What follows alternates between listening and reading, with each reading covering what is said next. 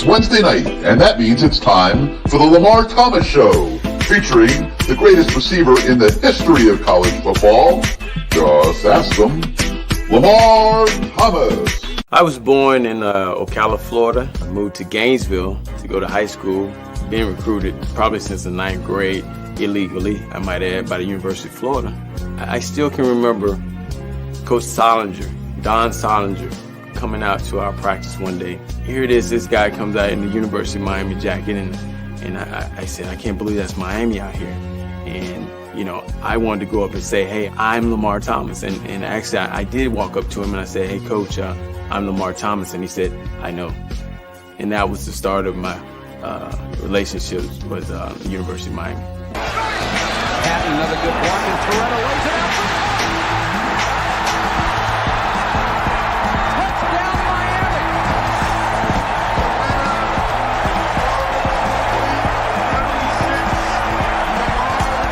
You come down here, you'll be on TV every weekend, dominating. I thought about it.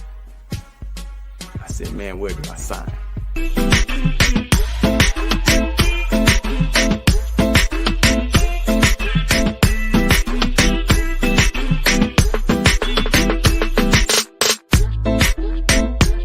My mom, on Saturday mornings, I would wake up and she'd be holding my hand. I thought she was the weirdest lady in the world. But she was holding my hands and she would be rubbing them and saying, one day these hands are gonna make you a lot of money. She was smart.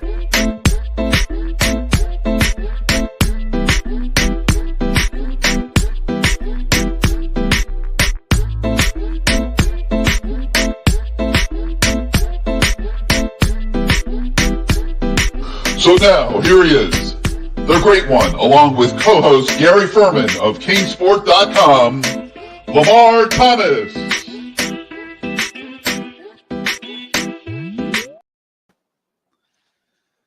What is going on, LT? Just from my humble abode right here in Pembroke Pines. Yeah, I'll be impressed if you can keep those kids upstairs for 2 hours. I'll be very, very impressed. You just tell them Big Sills is going to be in the house tonight. They can't interrupt buddy. Big Sills. But hello, everybody, and welcome to the Lamar Thomas Show. I see I got to fix something real quick here, which I'm going to do. There we go.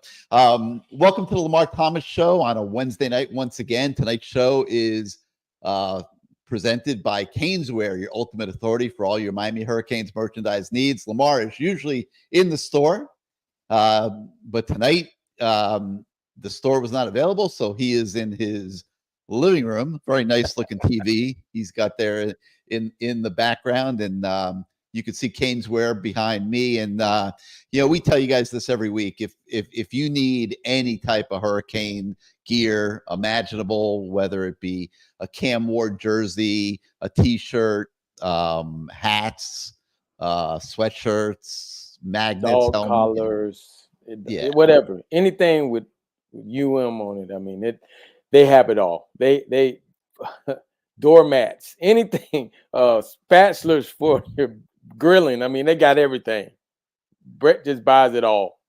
He does buy it all. I don't know how he does it, but he buys it all. And you can visit them at 2655 South University Drive in Davie. It's about 15 minutes north of Hard Rock Stadium. So on game day, if you're going to the Rock, you can always go by Caneswear first and pick up yourself something new. If you don't live in town or you don't get to town often, Caneswear.com is where it's at, and you can shop their entire inventory there. We'll talk more about Caneswear later in the show, but Lamar and I cannot recommend Caneswear to you guys enough. Really the ultimate spot for any Hurricane fan to gear up, so to speak. I'll tell you, LT, I was watching the show open, and I see this, tall, lanky receiver running down the field, making all these plays. And the first thing that comes to my mind is, man, we could have used him on that Hail Mary play at the end of the game. We had Isaiah Horton out there, bigger receiver was the idea. All of the Miami DBs are a little bit on the smaller side. So they recruited a receiver to come out there for the Hail Mary play. And he kind of got butt blocked out of it a little bit. And he still was able to contribute to the play falling apart. But man, we could have used a little Lamar Thomas or Horace Copeland, even little vertical on that play, huh? Yeah, we back in the day we had a little something set up for, but we never really got to the Hail Mary plays. So, but we practiced something similar to that, and to see Horton go in there and make that play contributed to a great night that he had. I think he even came away with the ball. When when the play was all over, I think he actually ended up with the ball. So that was it was a good night for him. He had an excellent night. But those type of deals, we've seen them go bad. Back in a couple years ago when they had the Patriots, they had Gronk in there on a Hail Mary type situation, and he got exposed. So good to see it happen. Horton had a great night. Receivers had a good night, a great night. So I was happy to see him basically clinch the game as a receiver / DB. So, yeah, it's true. So many things for us to talk about tonight about the game, and we will. If those of you out there have any comments or questions that you would like Lamar, ourselves, and IC will be on the show with us shortly to talk about, just feel free to post them in the comments. We will get to them. Like I said at the beginning of the show, we are going to be joined tonight by Dan Sileo, who I can tell you right now, to me, Lamar, in all the years that we've been doing this show, there's no better guest. And no disrespect to any of your former teammates, any other former Canes, but if you want to have a show at 8:00 on Wednesday night and you want people to enjoy it and be engaged, man, there is nobody better than Big Sills to have on, and he'll be with us in a little bit.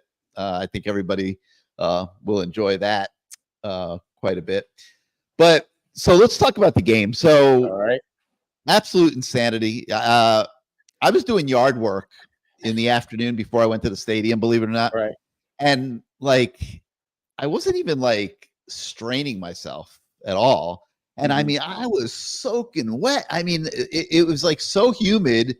And the heat was just, the sweat was just pouring off of me to the point where I noticed it. I'm like, man, I didn't realize it was so hot out here, because, we're used to humidity and heat in South Florida.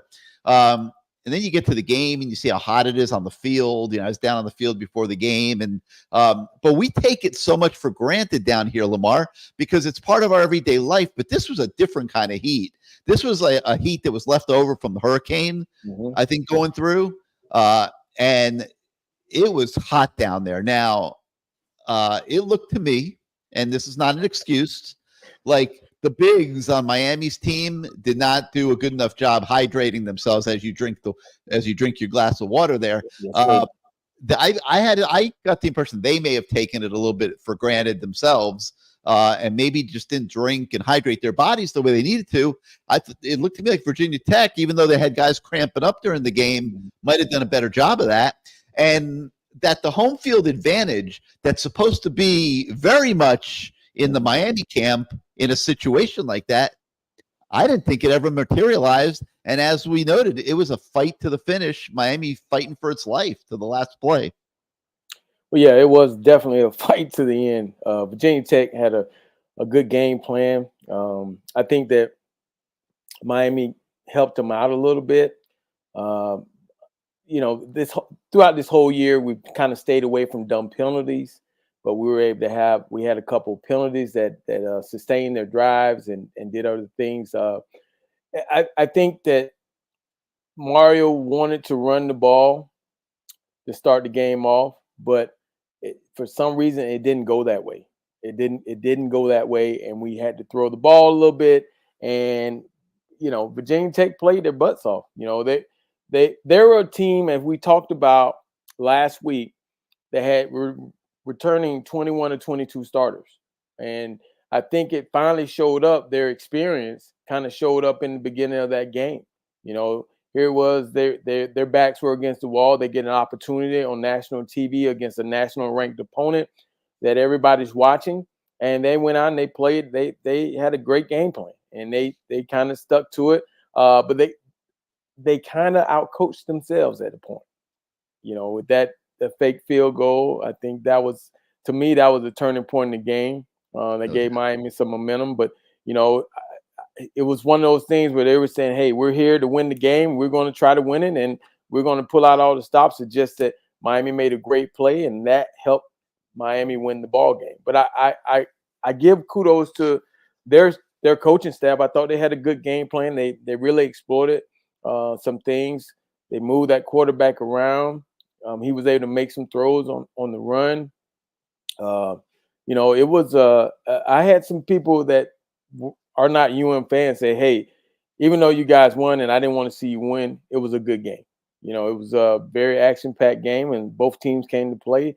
And the better team, I think, was able to pull it out at the end of the game, whether it was the Hail Mary or not. I think that Miami showed in that fourth quarter that they could make some sustained drives and go down when it was on the line. They had some guys step up and make big plays. I obviously watch a lot of football. I see a lot of coaches really hurting themselves these days, Lamar, and with a couple different things, both applicable to this game. Two of them are very applicable to this game that I want to talk to you about. And the first I'll say is I find the coaches of today, they're like all caught up in these analytics. Mm-hmm. They don't respect points the way they should be respecting points. And Virginia Tech might have been in a little different spot if they had those 3 points on the board late in the fourth quarter. Mm-hmm. Instead of throwing a Hail Mary into the end zone, they might have been kicking a field goal. If they had taken those points when they could have had them, and instead they went for it on fourth down, and Malik Bryant makes a great play and it gets stuffed. So that's one thing that comes to my mind that I'd love to hear you talk about. And then the other thing that and you were a receiver, you can talk about this for hours probably, but prevent defense. I see more teams and more defensive coordinators get burned after playing a relatively good game, an entire game, when they go to prevent defense late in the game and stop going after the quarterback, and they get picked apart. On the 16th of September, I was watching Monday Night Football. I'd have to look back and see what the teams were. But that very same thing happened, and I tweeted out that night 2 weeks earlier that when are defensive coordinators going to realize that prevent defense ruins careers? and I'm not saying Lance Guidry's career was ruined by going to prevent defense the other night, but what I'm saying is that offenses today are destroying prevent defenses to my eye. You tell me if I'm right or wrong, but I mean, if I'm a DC, man, I'm not going to prevent defense. Well, you kind of know exactly where the holes are in prevent. It all depends on the scenario. Most of the time, they're trying not to let you get to the sideline. They're trying to keep you boxed in, and the plays across the middle are open. But today's guys, man, you think of this, just my opinion. Guys don't really practice tackling much because, the game has changed. They don't really, they don't. So now you catch the ball across the middle and guy, breaks one tackle, guy makes a bad read, and it could be to the house. I mean, it's just the prevent itself. Even back when I played, you kind of knew what was going on. You knew where the holes were. You knew, and it depended on the clock, how much time you have, and what was the scenario, how many timeouts you had, and you kind of could navigate your way. And every week, and when I went out to practice, they were going over the 2-minute drill. I mean, every week you do a 2-minute drill, and you're trying to score. The defense obviously knows that you're trying to score, and it was tougher when they were in regular defenses, because like I said, exactly where those guys are in prevent. What they're trying to not give up. Where the holes are. That if you catch the ball in the middle of the field, depending on the time, you either go down or you try to get extra yards. I mean, or you try to get to the hash that the kicker likes, because we know. I mean, there is some truth to that, Gary. But I think what those guys are staying away from, that if you're in a regular defense and the guy bombs you, you will be fired by the time you get to the locker room. So I think that's what they really try to stay away from, giving a team, let's say, for example, here's a great example, Alabama against Georgia. They weren't in prevent, and the guy throws the ball down the right sideline. Their freshman receiver makes a hell of a catch, spins, pirouettes, goes down the sideline and scores. Now, people are probably saying, why didn't Kirby go to prevent? That's why they usually go to force you to have to make those extra plays, and it might be a missed throw. With those most of the time, and I don't know what the number is on this, but 3-man line rush gets to the quarterback a lot. When you go 3-man line, somehow they always get to the quarterback somehow, some way. Well, there was one play the other night where the quarterback had all day standing in the middle. I mean, he threw an incomplete pass, but on this particular play, if he had chosen the run, he had 30 yards of field in front of him. That there was nobody there. I mean, maybe we're protecting the sidelines and trying to keep everybody, but I mean, the whole middle of the field was open, and he scrambled. He would have had a big gain. I don't know, man. I don't know if I'm right or wrong. I grimace. I mean, listen, I grew up watching Dan Marino and shred defenses in the final 2 minutes of game. You gave Dan Marino the ball in the last 2 minutes of a game, you could be playing prevent all day long. It doesn't matter. He was gonna beat you. 9 times out of 10. And I've seen so many teams that control games the whole way and then let it gets away in the last couple minutes. Because in this case, Virginia Tech got the ball to 25, their own 25, and ended up with 1:57 left in the game. They ended up to Miami 30, throwing in the end zone. And Lance joked about it the other day when we talked to him. He's like, man, when that ball's being thrown in the end zone on the last play, I don't like it. And it's his instinct to go after the quarterback. But the thing he did say was the reason he didn't do it in this situation was the guys that were rushing the passer all night long were not getting there. And that was so different, Lamar, from what we have seen this entire season. Miami was leading the nation in sacks a couple weeks ago. They have been getting to the quarterback. In this game, they didn't. I think it goes back to the heat. And I thought that the level of play up front was greatly diminished on both sides of the ball from what we had seen earlier in the year. And that's why we were where we were. I think that, again, it goes back to what I talked about earlier. I thought Virginia Tech did an outstanding job with their game plan. They moved the quarterback around, quick throws. They made sure, and they moved away from some of the good pass rushers. And wherever 9 was, if I'm not mistaken, I think they doubled him sometimes, just to make sure. So they had a good game plan. I got to give it to them. They had a good game plan. And, the thing that I really come away from this game saying is, last year and the year before, we'd have lost that game. So I really believe that the leadership on their team, that quarterback with his cool, calm demeanor, and some of those players, Restrepo and those guys they're adding the leadership, and these guys are jumping on board, and they're figuring it out. Because I don't think last year or the year before, or even when Manny was here, we win that game. Yeah. All right. Let me make a little room here, and let's bring in our man IC into the conversation here. Hello, IC. Welcome back to the Lamar Thomas Show. Turn your mic on, IC. Turn your mic on. So we got to help the young guy. Yeah. I think you're still on mute, IC. Yeah, he is. There you go. Can you guys hear me now? Yes, we can. I just had the perfect intro, but I'm gonna do it again since you guys. All right. Go ahead. That was a rehearsal. Go ahead. All right. Can you hear it? Can you hear it?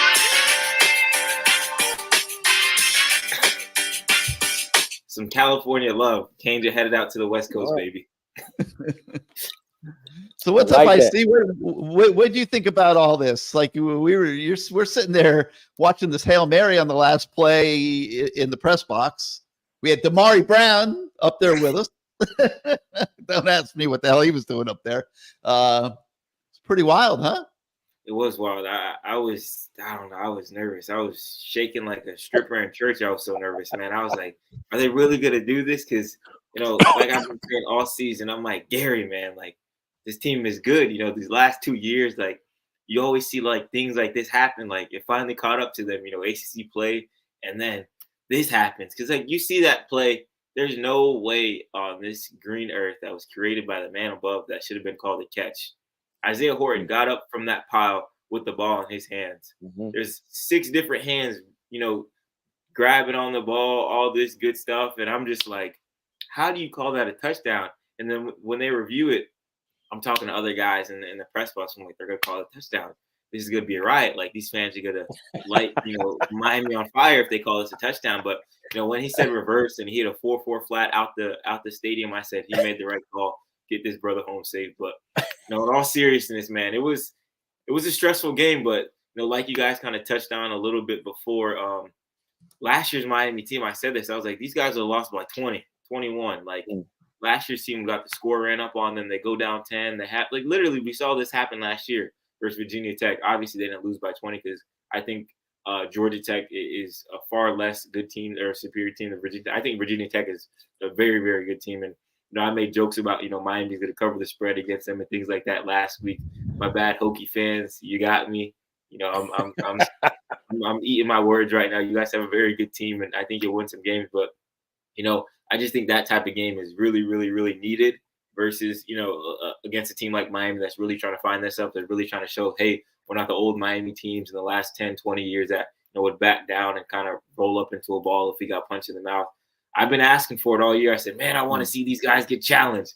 Boy, did I get what I asked for, man, because I was in that press box, clutching my heart like, man. But glad to see, they came out with the W going out to the West Coast, California. I'm glad they're not playing a running quarterback for the third straight week. They get a break from that. So, looked into Cal a little bit. Good team, but not going to get ahead of myself with anything crazy like I did last week. So I'm biting my tongue a little bit. But I think Miami has a very favorable matchup in this one. Hey, well, I agree. I see. I'm glad you brought that up about the running quarterback because just talking to Guidry today, he was like, no running quarterback. Whew. So he knows. He knows. There's 6-tool he left a comment saying USF's fast pace last week in the short week, humidity, and depleted with injuries. And yeah, there you go. There could be some of that. There could be some of that, but you also got to give Virginia Tech credit. Again, they were a veteran team. They didn't start off the season well, and we talked about if they started off well, they might be okay. If we let them hang around, they might be okay, and that's what happened. They were able to get their confidence up. I mean, let's talk about the beginning of the fourth quarter too. When I don't know if you guys saw that, they were calling out. They walked to the middle of the field and was like, yeah, like, come on, yes. Come on. Oh, man, I was like, what? And I'm not calling this game? Oh, it would have been perfect. You don't come in our house. But the fact that Brent P, or what's his name? Whatever his name. Whatever his name. But he had those guys believing. He did. They actually thought that they were ready for the fourth quarter. What they didn't understand is that fourth quarter for us, it's always been this is our time, this is our moment. And now you take everything that you've done during that week and building up the preparation for this game, and you put it into that fourth quarter. So it kind of played right into, okay, I think I saw those guys say, this is what we want. Okay, this is what, and Michael Irvin, of course, he wanted to get in there too. But I think they kind of overstepped their boundaries a little bit and kind of ignited the fire in Miami's backside. And I think we need to thank them for that. Well, I'll agree that we probably don't win that game last year. And And there's two words to the reason, and our buddy Dolph Van Derek, I think, is hitting it right on the nose. Cam Ward. I mean, that's the difference that one player can make. But there are so many things that I think we need to unwrap here tonight involving Cam Ward. Is he, and these are questions that, I want, hear your opinion on, LT, and you too. I'd say, like, are we getting to the point where success has come so easy for Cam Ward and he's putting up ridiculous numbers? I mean, if he keeps up this pace, I mean, the way he's going to obliterate the record books at Miami for a season are just insane proportions. Okay. But is he trying to do too much? Is he being asked to do too much? Did it get a little bit out of hand in the first half?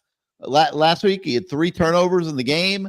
And is he audibling out of running plays to the point where the running game is not getting going in games?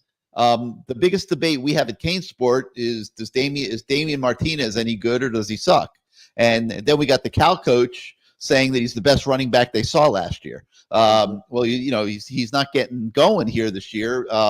And so I think these are all things that Mario has to unwrap this week.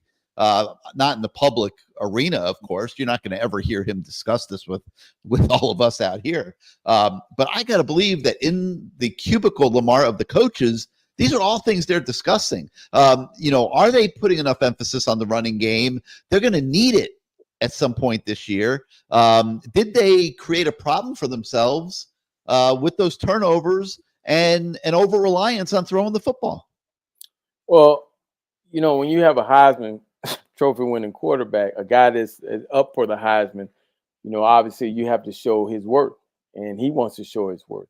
But at the same time, you got on the defensive side, you want to be able to save those guys and not keep them on the field as long. So you need to establish that run, and it takes some of the pressure off of you that you don't have to force throws. I mean, those 2 interceptions he had were 2 bad throws. I mean, the one corner route where if he holds it just a little bit longer, the post is coming open. But I think he had it made up in his mind that he was throwing the Restrepo, and that was a bad throw. And then obviously the interception where they took it back about 60 yards, where Arroyo makes a hell of a play, probably a play of the game. That guy is really putting himself in a position to, if he stays healthy, to be able to maybe be a guy that plays on Sunday. But those were 2 bad throws, man, that he really hadn't made this year. And so, but if you're establishing that run, we probably don't have to make those type of throws. So they're going to have to figure out a happy medium of how they want to do this. We want him to have the numbers, but we also have to be smart enough to say, hey, we got to run this ball, because if we run the ball, it's going to open up the pass instead of coming out passing the ball first to try to open up the run, which, I would rather, me personally, in that game, and we talked about it last week, I would have rather established the run, lean on them a little bit, lean on their defense a little bit. You got them, you got the bigger guys, lean on them a little bit, then go to the pass. But, I'm not the coach, and obviously they came out with their own game plan, and luckily we were able to, at the end of the game, pull this one out. Well, that's Mario's instinct, exactly what you're talking about. And that was a bit of a wake-up call last week, I think, and I'm pretty sure, I'll be surprised if that's not something that changes a little bit. Shannon Dawson talked about it this week. Like, they know they're going to need the running game at some point. But listen to these numbers, Lamar. Okay, Cam Ward is on a pace right now to finish with 4,277 passing yards with 43 touchdowns. 4,277. Now, the Miami passing record is Bernie Kosar in 1984 with 3,642. So he's going to obliterate that if he stays on this pace. And the largest number of touchdown passes in a season was Steve Walsh with 29 in 1988. And he's on pace to have 43 touchdown passes. Okay. I mean, just like insane numbers he's putting up. Let me start with you on this one. Has it been too easy for Cam Ward? And is that now becoming a little bit of a factor as Miami goes into tougher competition and plays better teams? It's a good question. I don't think it's been too easy, but I think this is their first real challenge of the year versus their real first good challenge of the year versus a good Virginia Tech team. That's tough. I mean, obviously, Ball State, was not a good team. FAMU was not a good team. USF was not a team that competed with Miami. But I do think he has the talent where he makes other defenses look not as good as they're supposed to look. I think he is one of, if not the best quarterback in the country. I don't think he has any, he can't control who he's playing or, what a defense does or anything like that. If he sees something, he's taking advantage of it. So I wouldn't say it's been too easy for him, but I do think we might see these numbers slow down a little bit when we get an ACC play, when we play a little bit of tougher teams, just because, the factor of familiarity and, obviously teams are making every ACC game their Super Bowl. I feel like this is kind of off topic, but I feel like every game, there's a kid from Miami that, is looking to get revenge against the Hurricanes, or a kid that played at Miami, transferred away and things like that. So every single game that Miami plays, here on out is going to be a game where like these guys are the number one of the ACC, this, that, we're going to give our best. And, I think that's kind of going to factor into things, but I don't think it's been too easy for him up to this point. I think he's just that good of a player where it looks easy, on his part. Lamar, when you're putting up these kind of numbers, can the little things start falling through the cracks? Do you start taking the success for granted? Well, we didn't really put up those type of numbers back then. This was this is uncharted water as far as putting up numbers. He's having a phenomenal year so far. These guys are making plays all over the place. We ran the ball. We had one game against Penn State, I think my senior year, where they were dropping everybody. So we had to run the ball. And even myself, who considered myself like 7-Eleven, always open, you know what I mean? Open 24 hours a day. But I had to tell Coach Harrison, he said, "What do you see, Lamar?" I said, "Nothing. Keep running it. It's 8 guys back there. You got to run the ball." I mean, but that was the winning spirit. I didn't, at that time, you don't care about stats because you want to get out of it with a win. I knew how important winning was to our program. So it's one of those happy mediums. I mean, you got a quarterback that is going to and wants to put up these numbers, and you want these numbers, but you also have to be smart enough to say, you know what, let's run the ball, take a little time off this clock, give our defense a little rest.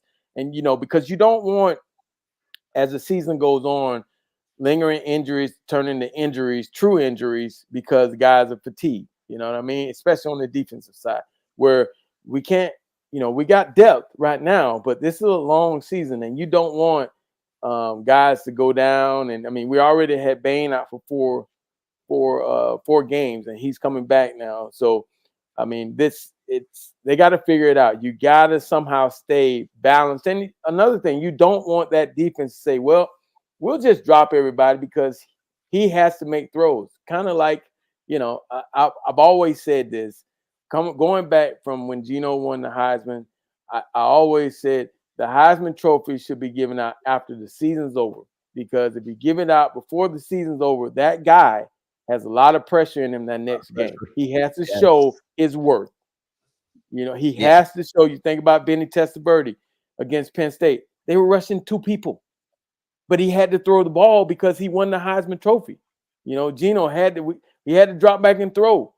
Well, he was running for his life, but he had to drop back and throw against Alabama. I mean, it's just it's a crazy type situation. I want to see him do well, but I also want to see those running backs get involved, because we got a stable full of running backs, and you got to keep those guys happy, because if you don't, everybody is going to be coming in and saying, "Hey, we want you." Well, yeah, it's the dynamics are incredible. I mean, you got Cam Ward here, and he, it has been very easy. He's putting up huge numbers. He goes into the week as the favorite for the Heisman Trophy. They create weekly betting odds now, Lamar. And he's the favorite for the Heisman Trophy, and you're absolutely right. He wants to put up big numbers, and if he sees an opportunity to throw the ball, he's throwing it, and he's been given a free rein to Audible. And he, if he thinks he sees the pass play, he's going to opt for the pass play, and they're just going to have to, I think, channel all of this a little bit. And listen, this is a football season. There's a lot of ebbs and flows. Things happen. There's nothing wrong with having to make these adjustments along the way, but that was something that I felt I was noticing at Hard Rock Stadium on Friday, and I will be shocked if it's not an adjustment that we see made when they show up on Saturday night at Cal. And you know, I'm looking at this question from Joel, who's saying, you know, yeah, we should have been up 21-7. You're right. It was a bad call, and he was throwing the ball. I get it, but it also caused us to have some bad interceptions that put them in the game, you know, got them back in the game. And so, you know, if you run the ball and you run it effectively, you know, I didn't think it was the best game our O-line played. You know, I really didn't. They didn't play as well as I thought they were going to play, especially against a smaller but quicker Virginia Tech line, because we talked about this last week about how they had returning guys and they had two guys on the line. They were really good and they were going to make plays, and they did make plays. But, you know, you got to find some type of happy medium as far as the running and passing. I mean, you don't want the guy to go out and throw 80 times and only run the ball 20% of the time. That's not going to bode well for your running backs. Then you're going to be dealing with those guys not being happy. Yeah.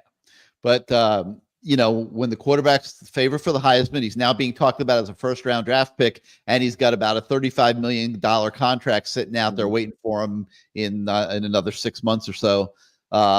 These are all dynamics that have to be managed. There's no doubt about it. All right, we gave you the build-up at the beginning of the show, and now that time has come to bring on a guy that, you know, I have been so impressed with the way he has carved out his career in the media.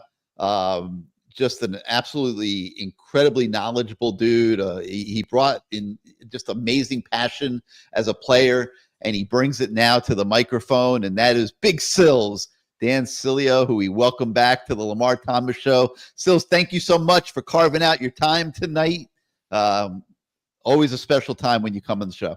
I just tell you, I would, you know, you guys, I get 1,000 opportunities to do things, and I'm not that I'm like some sort of diva, but then again, I went to the University of Miami, so you know, maybe I am, and maybe that's what kind of put me in that room like that. But you know, when it comes to you guys, and of course Lamar, and he's like, and I'm like, man, 4 hours a day I do on my show now, and I go, of course, I'll always do it for you guys. And Gary, I mean, you know, you've been a big proponent of the program. And, you know, you were a fan of what we were doing when we were on QAM. So absolutely, anytime you guys call, you know, I'll be there. Well, I tell you this, man, you know, in years past, we've had you on and we've had to go back and talk about your career and all this stuff because we had nothing to talk about. But, yeah, you know, that's right. All we do was talk about careers and stuff. But now this is uncharted water. We haven't been here in a while. So go ahead and dive on in, baby. Yeah, I feel it a little. You see, you got to remember, man, Lamar and I, you know, I mean, every week was a chapter in an iconic year for our program when we played. You know, it's funny. I've got to sit here and give guys kudos for doing something they haven't done in 24 years. Excuse me if I'm old man, get off my lawn. So please I don't want to sound like old man guy here and back in the day and all of that. But what I've had to do is unfortunately temper myself because we've seen nothing but crappy football for the last 24 years. Now we have something here that I can hang my hat on. And it starts with the defensive tackles, and it starts with what they have done on the defensive side of the ball and in the offensive line. These guys now are dominant at the point of attack. I think we've always had decent skilled players at the University of Miami. Hell, when you're in South Florida, I mean, how could you not have skilled players in South Florida, right? I mean, but my problem was that we were getting out recruited by the Southeastern Conference programs and the O-line and D-line, and now we're making plays. You know, Lamar, my only problem with the portal is that you don't get a true commitment to the program. But this year, I feel that, they look at everybody, but I think they took the right guys. The guy, not everybody can play at Miami. When I hear people wanting to transfer out of Miami, I'm like, what? I mean, that was like Rome. You wanted to go to Rome. You didn't want to get out and go somewhere. I mean, that's not what that thing is. And I really think Mario has really done a nice job at building culture, bringing the right players in. And to me, I'm seeing ass kickers out there. I really like what I see. And by the way, this guy, Cam Ward's the best quarterback that we've had, in my opinion. He's better, 10 times better than Ken Dorsey. I think he's better than Craig Erickson. I think this goes back to Vinny.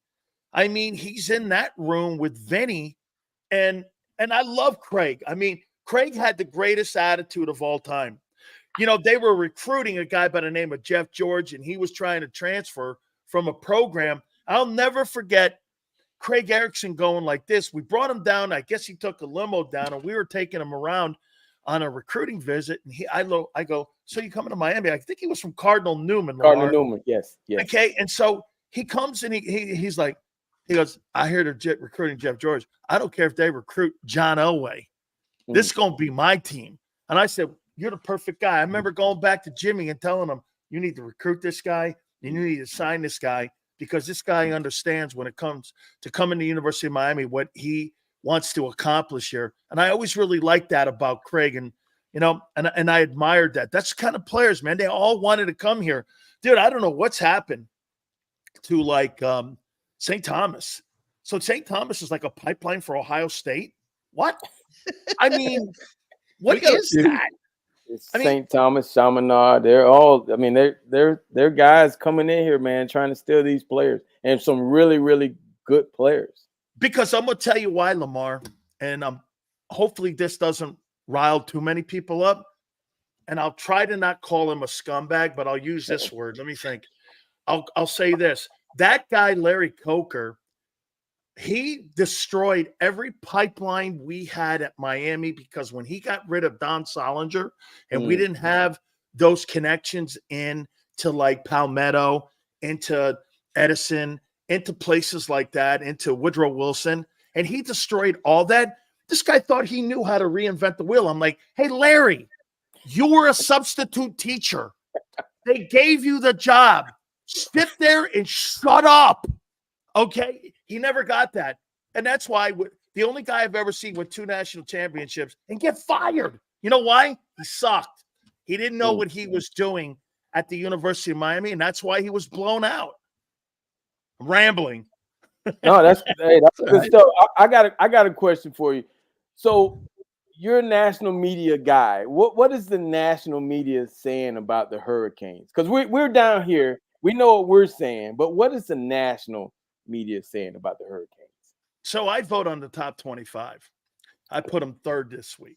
You're going like this. Well, that's just your bias. I'm like, no shit. I go, no shit. What do you think I'm going to do? Vote him 25th? I go, that's not going to work. I go, you got the wrong guy here. And they're like, so you think they're the third best team in the country? I said, well, I'll tell you what I do think. They're better than Michigan. They're better than Ole Miss. They're better than a lot of teams out there who you think that the University of Miami is not better than because of the quarterback. The quarterback has completely changed the narrative of that program. I'm going to say this to you guys. Can you name me a quarterback that was drafted out of the University of Miami? Gary, you know this better than anybody. Thinking about when I was at UM, okay? Hey, well, Izubee, is that how you say her name? I We just call him IC. Listen, He's IC. Because you're a young kid here, and I'm going to show you something. You know what I had at Miami? So I had Jim Kelly, I had Bernie Kosar, I had Vinny Testaverde, and I had Steve. These guys were all on the same team. Those were our quarterbacks. And I'm going like, well, we're quarterback you. Now, can you name me a quarterback, Gary, in the last 24 years who was a pro-worthy quarterback? The answer's none, because none of them made it. None. This kid, Cam Ward, has changed the room. Miami has failed at drafting defensive tackles and quarterback. And now that they've brought this kid in, they signed. Hey, I'm so happy they didn't go DJ. Oof. I thought DJ was going to be the guy. No. Okay, because he did pretty good at Oregon State last year. But that guy's a train wreck right now. Total train I mean, wreck. look at, oh, by the way, how awesome is it that Florida and Florida State sucks? I mean, seriously, if like you burned both those places down, I would be so thrilled to death. I mean, I don't even call what the place with the alligator farm. What's the guys? Gators, right? Don't play. Hey, I'm so thrilled they suck. I'm so happy. I can't wait to run them over, Florida State, and beat their ass this year, man. I cannot wait. Did you watch the Virginia Tech game? I did. What were your thoughts? Virginia, there's always schools that play us tough. I don't know what it is with that joint. I'm so happy that thing wasn't in Blacksburg, because that place is out of hand. When you go there, Metallica's playing. I mean, all that BS. That's a tough-ass place to play. It is. I'll tell you, man. But am I right, Lamar? Virginia Tech always plays us tough, man. No matter if they suck or whatever, that game is always close. Gary, there's always so many teams out there that, you always have, like we have Florida State's number, or we always did have Florida State's number when we played. I mean, they'd be undefeated, number one, and we beat the pants off them and beat the doorknobs off them. And they always thought that they were great, but they weren't, because we had their number. Florida was always a little different kind of deal. But to answer your question, I thought Virginia Tech played really a good game. They could run the ball. By the way, the play at the end of the game came down to the fact the guy was out of bounds. It was an illegal play. I mean, it had nothing to do. The guy caught it, but still the kid had the ball in his hand, and he was out of bounds. Hey, it's about time that we got a break from them ACC scumbag refs. I mean, usually we get the other hose job, so now we got the benefit. Hey, that's 1 in 700 that you jobbed us in. So, hey, before you came on, we were talking about the quarterback a lot. And, we were just wondering, like, has it become like the new toy that we're overusing? Do we need to get back to establishing the run and taking some of the load off of him, as great as he is? I think, Gary, that will work its way out as game situations dictate, depending on what you see week in and week out. I think they got a good understanding of it. But, hey, let me ask you this. Would you rather have the ball in the hands of the most powerful guy and the best offensive player, or would you put it in some third-team offensive running back or some wide receiver guy that you don't trust? I want the ball in his hands, because I'll tell you what, there's a calmness about him that I dig.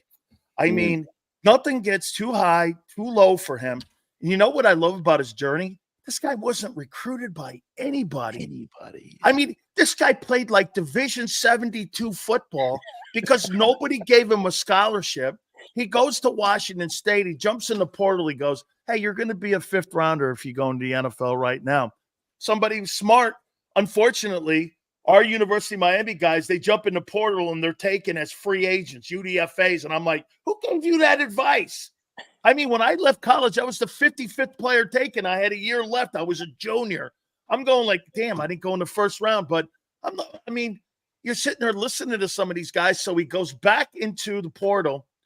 Mario said something. I talk to Mario weekly. Mario goes, what do you think of this kid? I go, hey, man, I love his journey. This guy came back and went in the portal because he wants to up his draft stock. I go, I don't know what it's going to look like. And I know there were other guys out there that people wanted. But when I saw him in that Gator game, I don't care what the Gators look like. Man, when you go into that place, like Lamar knows this, when you go into that place and you can kill them, beat them, take their women, drink their beer, beat the hell out of them.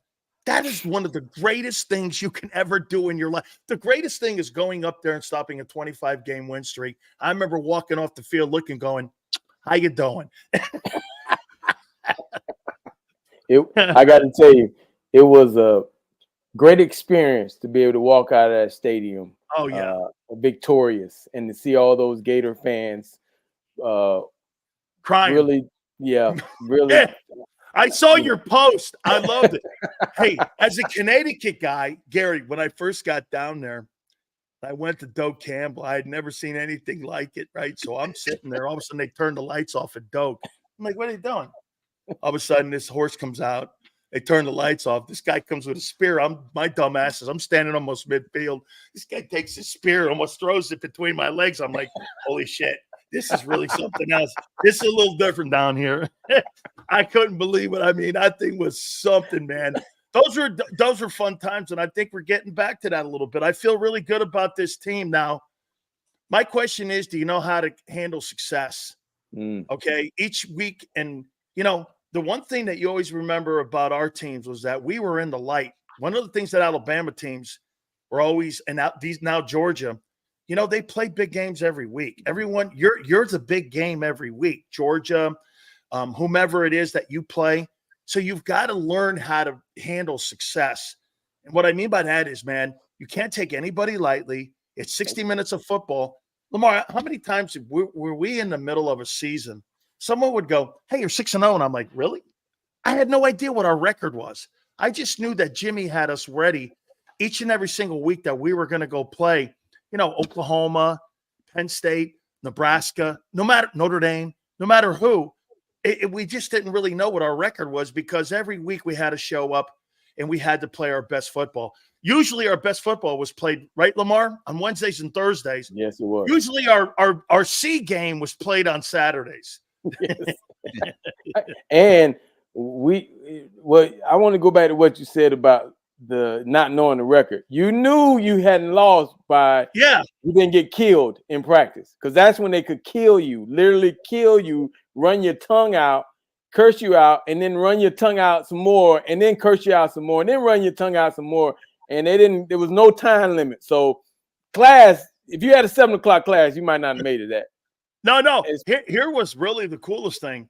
In my 3 years at UM, we had to do up downs if we got beat by the point differential. In my entire life, I did 14 up downs in 3 years. So that's all I remember is that, hey, you have to do up downs. And I'm like, well, we were undefeated.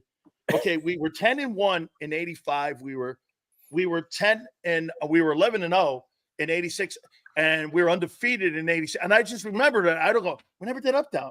I mean, I did 14 up downs, I think, because we got beat by Florida in 85. We started the streak. Our group started the streak. Yes. And then the other guys carried it through, but we started with a loss to Florida in that opener. I'll never forget. We wore orange pants, and they were orange. The place was orange. I'm like, what? It was a train wreck that night. Gary, you were probably there. I was there.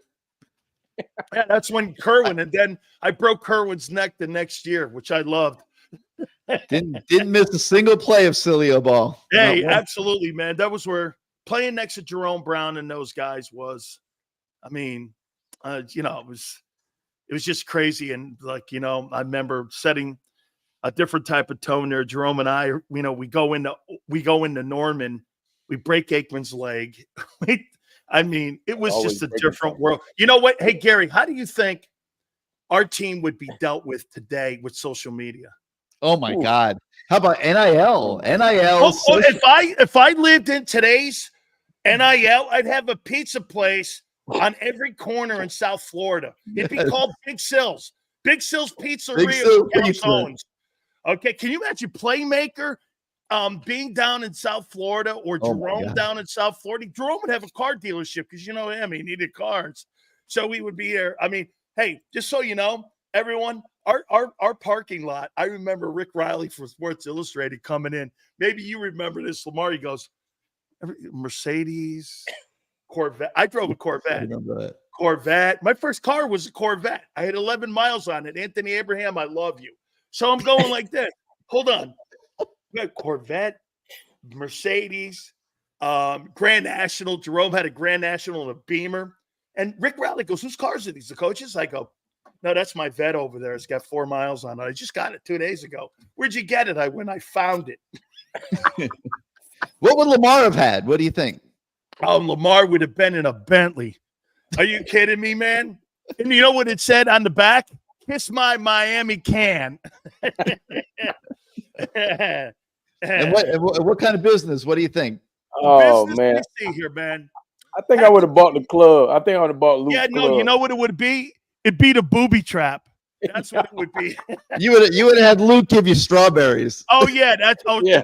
Strawberries I would would have have been. bought Hey, strawberries for sure. well, you see, I'm Italian, so you know what they say about Italians. I'm not a white guy, man. White guys don't run as fast as me, so we're all good. That's what Jerome said. Oh Hey, my God. Sills, so we, just a continuation of what you're talking about. We were talking earlier. Cam Ward is on pace for 4,277 passing yards and 43 touchdowns. The Miami record is Bernie Kosar, 36-42, and Steve Walsh for 29 touchdown passes. He is on pace to have 43 touchdown passes. The most ever at Miami was 29. I mean, it's just unfathomable what this kid has been doing in the first part of the season. Gary, do you know who the top two quarterbacks are in Dallas Cowboy history when it comes to yards and touchdowns? It's Tony Romo and it's Dak Prescott. It's not Roger Staubach. Wow, I would have not Tony Romo, and it's not Troy Aikman. I would have said Troy Aikman for sure. No. So, hey, great. You know what? Sounds Modern like day a really football. great year. I hope he fulfills everything. But the only thing I hope he is undefeated at the end of the year when we're at the end of the regular season and we go into the college playoff. I think the kid is great. I really do. I think he's the best, like I said, quarterback we've had in the building, not because of the numbers, but because of the attitude. Yes. You know what? For me, I've said this before, and I'll say it again, and I'll say it. I think he's better than Shedeur Sanders. And I think Shedeur Sanders is obviously going to go in the top 5 picks. But personally, I think the best player in the country is Travis Hunter. But I would say that I like Cam because you know why? Cam, to me, the one thing that bugs me about Shedeur, he won't throw the ball away. You know why? Because he knows he's paid on numbers. And he knows he'll be drafted on numbers. Instead of just throwing the ball away like Bernie would, not giving his team a minus play, Shedeur will take a minus play. Cam won't. That's the separation there that I like from him versus Shedeur. Shedeur's counting numbers and counting completions and counting completion percentage because he knows he's not going anywhere with that Colorado program. Right. Cam knows right now that he can't take minus plays. Minus plays kill you against Virginia Tech, and you're going to lose games like that. So I think he's got a better sense of the field, and I think he's got a better sense of how to win. I mean, look, and I'm not here to talk shit on Shedeur, but I just think he has a better understanding of the game when he's out there. Here's a question for you. And how many times have you been asked this? Is the U back? And how do you answer that? I will not. People ask me that every day, and I will not answer that. I will not answer that until I have conviction on something. Virginia Tech's not conviction. What do you want me to do? Congratulate you for what? Not losing the roadkill? I mean, Virginia Tech is roadkill. I mean, holy cow, I've got to sit here. Hey, congratulations, you survived Virginia Tech. I'm like, great. Okay. I mean, hey, all I remember was Gary and Mark and everyone. I mean, you probably a young man. You probably saw films of us when we were out with Luther over down at the Fountain Blue having those big ass parties down there. That I'm not going to at liberty say anything about Lamar, but when we had the top 2 floors, we were there having a good time. All I remember was, hey, man, how many points we give up? About 100, I think. How many points you score? Oh, about 4. And hey, did we win? Yeah, man. I got a couple national championships back there. How you doing? Look at them. They're right over there. No, I definitely know a little bit of something. I told Lamar the first time they had me on the show, I was like, man, I used to watch this 30 for 30s. I was like, this is crazy. Now it's honestly crazy to me just meeting everybody that I used to watch when I was like 10, 11. I probably shouldn't be watching some of that stuff because you guys did have some time. And I was like, Miami, this is hey, easy. My daughter, she goes like this. She's like, was it really like that? Crazy? And I go, what made it great was the winning. I mean, it was just like Camelot, man. I mean, Gary, right? I mean, we could walk into bars. People didn't like the Dolphin guys would come up to us. Hey, can you get us in down at the Grove? And we'd be like, yeah, man, how come you can't get in? What are you talking about here? I'm talking to like, hey, I'll get you. the Canes guys, when we were winning, that community, for whatever reason. However, I will say this. Hey, really nice job by the community of the University of Miami and also the city of Miami for putting that piece of shit stadium down there for the Marlins. We were promised that the Marlins were going to be competitors and win World Series and also have money to be able to spend on the team because they were given that property. Well, guess what? You knocked down the Orange Bowl and you took away civic pride from our University of Miami. Okay? That's just a PSA and a public service announcement. That's all I'll say about the Orange Bowl because they got us out there in the suburbs like we're like high-priced white dudes or something now, and we're over here like in Winter Garden over here now. I'm like, Miami's in Winter Garden? Isn't that like suburban white guy? And we're like, we're not down, and we're not down and down in like Little Havana where we should be. I hated that whole thing. So it was just a great time, man. Hey, so you talked about it. What does this football team, in your eyes, from what you've seen, need to do to get to where you're talking about, to get to where it's significant at the end of the season? Mario has to keep the culture going and building a culture, and it comes with winning. These guys here, what I love about this group, Gary, is that they really love playing at UM. This is the first group I feel that feels the UM tradition, the power, what the program can mean. Dude, when you look at what goes on every single offseason in the NFL, look at all the Hall of Famers that are continually going in still to this day. And we haven't been good in 24 years. Yeah. And we got guys, every year we have dudes rolling into the Hall of Fame. I say in the next 5 years, we'll have more people in the Pro Football Hall of Fame than any program that's ever been eligible to go into the Hall of Fame. And I think those guys all loved it. Do you see Michael Irvin on the sidelines? Oh, my God. I mean, did you see that? Dude, I text him. I go, are you okay? And he goes like, he's like, well, did you expect anything different? I go, no. You're the same teammate you were 35 years ago. He was that same way. Back then, he'd come down to the defense. He'd talk his shit. He'd do this and that. And we're like, and I saw him on the sidelines. I go, Mario, what'd you think? He goes, no, I loved it. Because Mario accepts it. He likes that kind of stuff. You know, Alonzo Highsmith, he goes, what'd you make of that? I go, I loved it, man. Hey, Lamar, how many times on the sidelines where you sit there and look, and you look over and there's Jerome, there's Winston, there's Cortez, there's all these dudes on the sidelines coming back home to like spur on these guys and push these guys. Hell, I mean, even Don Smith used to come by, Gary, and he used to come by. By the way, I mean, all those great players used to always come by, and they used to always give us encouragement. Jim Burt would come by and give us encouragement. It was really great to see, and I loved seeing Michael Irvin do that. Well, I can tell you this. When Michael Irvin came downstairs, I went upstairs because there was no need for me. There was no need. So I've been on the sideline for every game. But once I saw the playmaker, there was no need for me to even be down there. He's because he's uncontrollable. Yeah, he's uncontrollable. He just loses his marbles over UM football. Hey, Gary, Lamar, I'm going to tell you a story about Ted Hendricks. So I got to Miami, and I mean, Ted Hendricks was one of my childhood idols. I mean, Jack Tatum's probably my biggest idol, the assassin. And I remember him, and Jimmy used to come. He used to show up drunk every practice.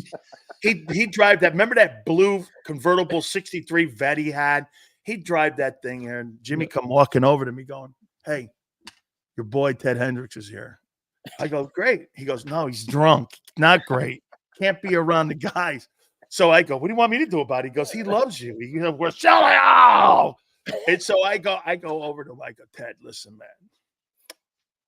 Can't show up to practices hammered like this. He goes, a few drinks over at Strawberry over in Codsworth on the Causeway. And I'm like, dude, you can't be drunk here, man. This is not a good look. He goes like this, you know what, Sileo? I could take you out with one of these. And I'm going like, come on, man. I'm in the middle of practice, 3-hour practice. Ted Hendricks is doing this shit. My coaches are looking at me. Butch is going like, some friend you got there, kid. I'm going like, I'll tell you what, he could line up and kill anybody on this field right now. and I'm going like, hey, man. So we put him in a cab, sent him home, but he would always, we had guys like that showing up all the time. Hey, you remember, Lamar, that Jimmy would bring boxers like to the practice, and he would bring Sugar Ray Leonard. He brought Ali one year. When Ali showed up one year, so Ali shows up to practice, Alonzo and I are like, holy shit, there's my idol. Oh my God. We all gravitated to, he came in there. He goes, you guys think you're the best? I go, we all thought we were Muhammad Ali because we were inspired by him, and he inspired all of us to talk so much shit back in the day. And he had a gym. Remember, Gary had a gym down in South Florida. Or Angelo had a gym down there, and we would go down and see him training down there. Yep, we would go down there, and I mean, the Beast Mugabe would show up. I mean, Jimmy would bring all these boxers. One year they brought Buddy Ryan down, and Buddy Ryan got the job at Philly. And so Jerome and I remember Norman Brayman, who owns the Cadillac dealership, owned the Eagles back then. And I remember we're sitting there, Stubbs and I, Buddy comes walking up, the three of us. He goes, Sileo, Brown, Stubbs, come with me. And this guy was the inventor of the 46 defense. 46 defense, yeah. So I'm going like this. Okay, so we're sitting in there. He goes, that's lazy. See that? We gave up like 100. We gave up like 38 yards that year. We were the number one defense in the country. That sucks, kid. See that? That's a shit effort. Hey, Jerome, taking plays off? We're sitting there going, I'm looking at Butch going, we were undefeated. I'm going, it was just, Jimmy used to bring all those guys to inspire us. It was, and I think Mario's doing a lot of that right now. He is. And I think he's bringing a lot of that culture back. And Miami feels like Miami again. You know, Lamar, it feels like Miami again. Yeah, I've said it over and over again that, you know what? I'm going to ride this horse because we've been down so long that I am enjoying every minute. And life feels so much better when Miami's up there, where people are, I say, embrace the hate. They're hating. So it's like we're back to normal again. Oh, no. When people hate us, hate UM, I know college football's in a good place. Yes. And that's what I'm saying. Embrace the hate because it's a beautiful thing right now. Oh God, yes, man. So Chris Zorich is like, so hey, looks like your program's back. I'm like, that's bad for you. And he goes like this. He goes, why is that bad for me? I go, well, I hate to tell you, Chris, I was on the field when we gave you the worst ass beating in Notre Dame history. 58-7, just so you remember, okay? We were running triple reverses with 2 minutes left in the game and beating your ass. He goes, yeah, we know, but we beat you. I go, not really, but okay. Why do you think everybody uses that word back? Like that's all you hear about Miami. Is Miami back? Is Miami back? It's every year. That's the question. You know what really is the craziest moment in our program's history is that think about Ohio State from that stupid flag at the shitty Fiesta Bowl, which I hate to this day, and I like the guys there who run it. They send me a whole bunch of stuff, but I will never go to Tempe as long as I live. Just know that I will never go to Tempe. But look at the two programs, Ohio State and Miami, from that time when that flag was thrown. Ohio State has gone on to a different level. And Ohio State wasn't that good after Woody. I mean, they went through the Bruce, what's his name, era. They went through him. Then they went through a bunch of losing with John Cooper. They weren't really super great. And Miami's program fell off the map. And my biggest problem was after we left the Big East and after actually we were independent, we got into the sorry-ass ACC. I mean, the ACC is not a football conference. You build nuclear bombs in the ACC. I mean, Duke, Wake Forest, you build debate teams there. You got to add Stanford now. Stanford. Stanford and Cal. Wow, I really feel smarter now that my football program. I mean, think about it. You make senators and debate teams at Stanford and Cal. You don't make football teams. That's not a football conference. And I think the kids in South Florida looked at it and went, Where do I get the most exposure? Who do I play against the best competition? Where am I going to get paid because of home attendance? That's going to be the SEC. And that's what's happened. We got in that shitty ass ACC only because, you know why? Dan Sileo and that other guy, the former athletic director guy who thought he knew what UM football was, a guy who built Wisconsin football. What would he fucking know about Miami football? I mean, that guy built Wisconsin. Great. Wisconsin who? And then I'm going, what's that? And then Donna Shalala is like, well, let's get into this conference so we can build our basketball program up. Great. We're a basketball program. I mean, they did more for the basketball program, joining the ACC and building that program up. And what they did was they took a piece of the University of Miami away football program and they put it at the expense of the football program. But everyone wants to know, is it back? Is it back? People IC's age who don't even know what it means, who weren't here when Miami was dominating college football. They want to know, is the U back? This is when you're back right here. When you're he's digging deep there, Lamar. Okay. I'll let you know when you got one of these if they're back. Yep, okay. I'll let you know when you got one of these. Okay. That's exactly what I said. Hey, when you got one of these bitches, Gary, I'll let you know when we're back and shit. Okay. I mean, right? All right. What do you think I see? I think people say that for clicks, to be honest. It's like it's just an easy title. It gets people going. It's gonna drive, people to your site and whatever you're gonna be at. I think that's just the easy way just to, stir up some news if it's a slow day. Say, is Miami back? And then you get the people saying, oh no, all this, and you get the people defending him. I think it's just an easy way to get the news. Always remember this: the Dolphins must suck if they're saying, is Miami back? They are pretty bad, man. Pretty bad. Pretty bad, Seals. Hey, the Dolphins. Oh yeah, I forgot the guy with the Hello Kitty backpack and all that other stuff down there, man. I mean, hey, look, I love the guy that with the Hello Kitty backpack and he drives like a powered car that he has like a UV on, and he plugs his car into his cell phone, and he drives it around and he tries to tell you you're tough. The Dolphins are soft as they're the softest team in the league, man. They haven't been tough since he's been there, since Brian Flores was there. Brian Flores brought an attitude. Look at Minnesota right now. You think there's any coincidence what they're doing up in Minnesota right now, the way they're playing defense? I think that guy's a really good play caller, but I think Miami's soft. And Tua, you can't build a championship team around a guy who's going to be a bag of Skittles in about 3 months. I mean, you can't do it. You're so compassionate. Compassionate? You must be talking about the NFL, of course, Gary. Compassionate? Oh, yeah. Hey, no, right? God. Hey, Lamar, because the NFL is compassionate. Oh, yeah. This is why I love Seals, man. You're definitely the best. I let me tell you something. I haven't changed, have I? No, not at all. You are UM because people either love you or they hate you. Now you're sounding like my wife. She says the same thing. Hey, Gary, I've been married to my wife for 35 years. I've never met someone I hated more and loved more in my life, and she says the same thing about me. Hey, so tell us about your weekly convos with Mario. What's by the way, I told Mario you were on the show tonight, and he was like, "Good choice, good choice." Hey, good. I love him, man. I tell you what. So he texts me, and he goes, "Hey, I saw you talking shit on us." And I'm like, I'm not talking shit on you. I'm talking shit on people who think we're back. Mario, we're not back until we're undefeated. That's when we're back.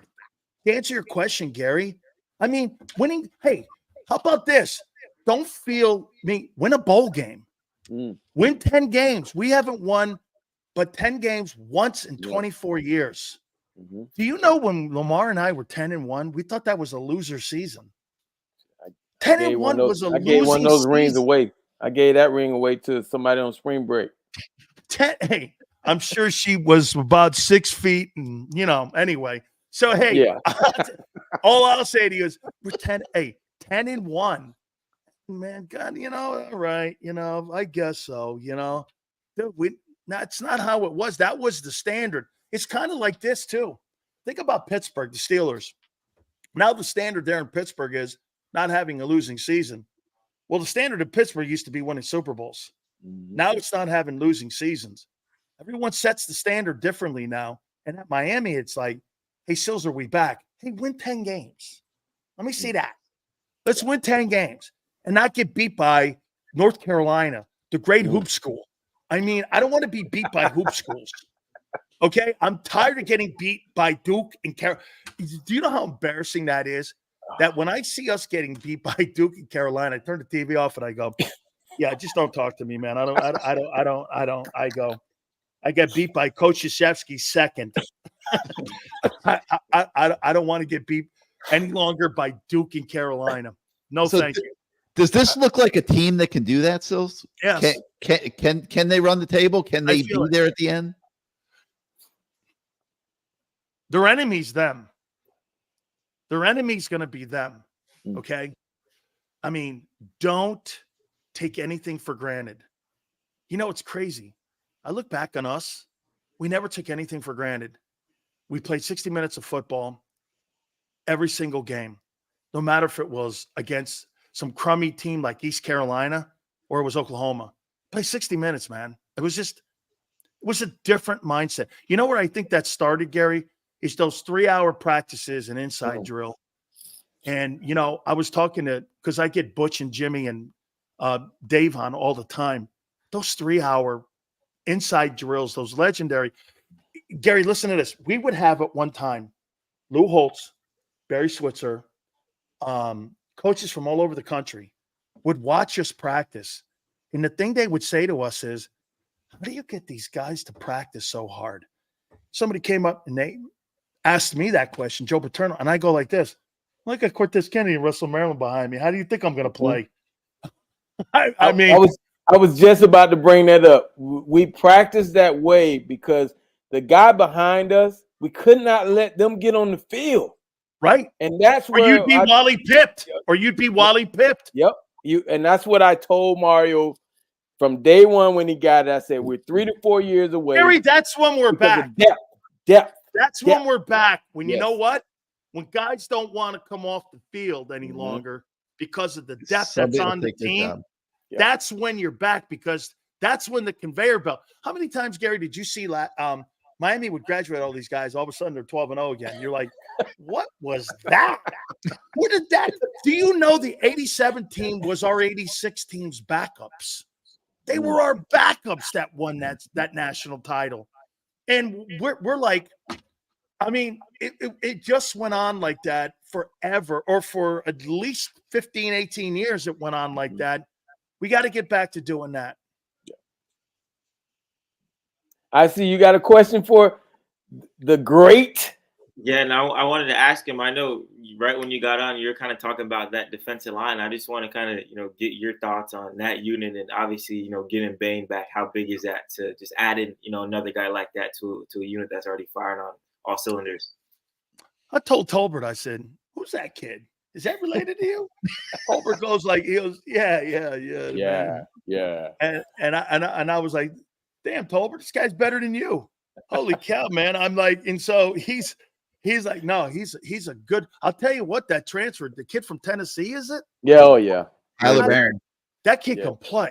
And I'll tell you what, man, he's been a force in the first half of the season so far. And I like him.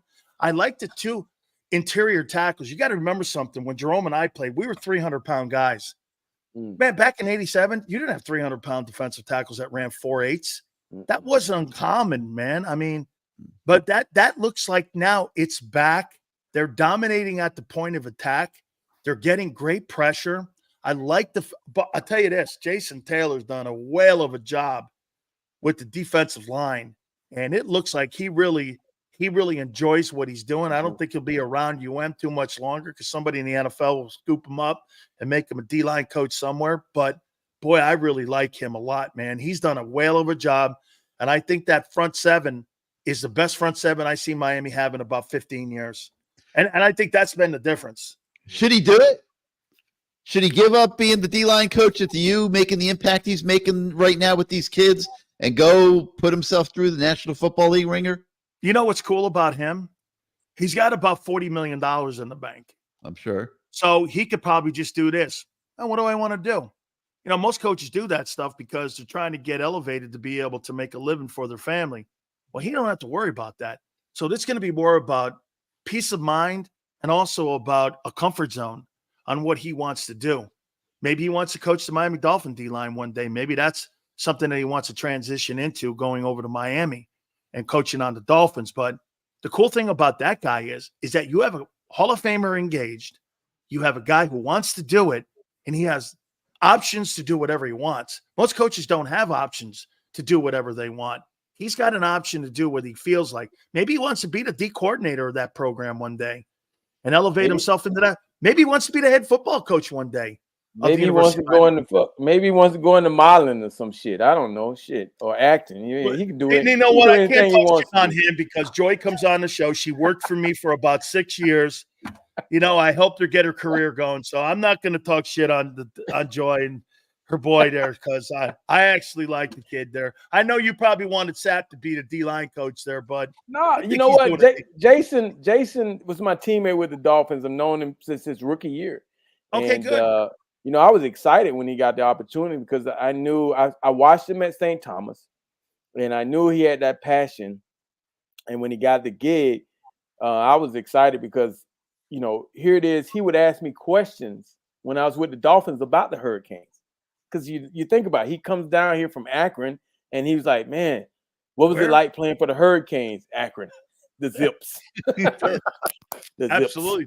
Did you say zeros or zips? Zips. Okay. He would ask me questions up, man. That had to be cool playing for and I'm thinking to myself, how did you even play at Akron? What the hell? And then I found out his story about he was a receiver at one point. Then they put him in a DB, and then he moved down. I mean, it was an incredible story. So to see him and his progress, obviously getting into coaching, I knew he was going to be full. He loves coaching, man. He really loves it. How about Jimmy finding the linebacker kid from Texas Tech and finding Jason Taylor? And those guys turn out to be Hall of Famers. I'll tell you one thing about my coaching staff, and I say this all the time. I had the greatest coaching staff in the history of college football when it came to evaluating talent. Yes. I mean, Butch, get this.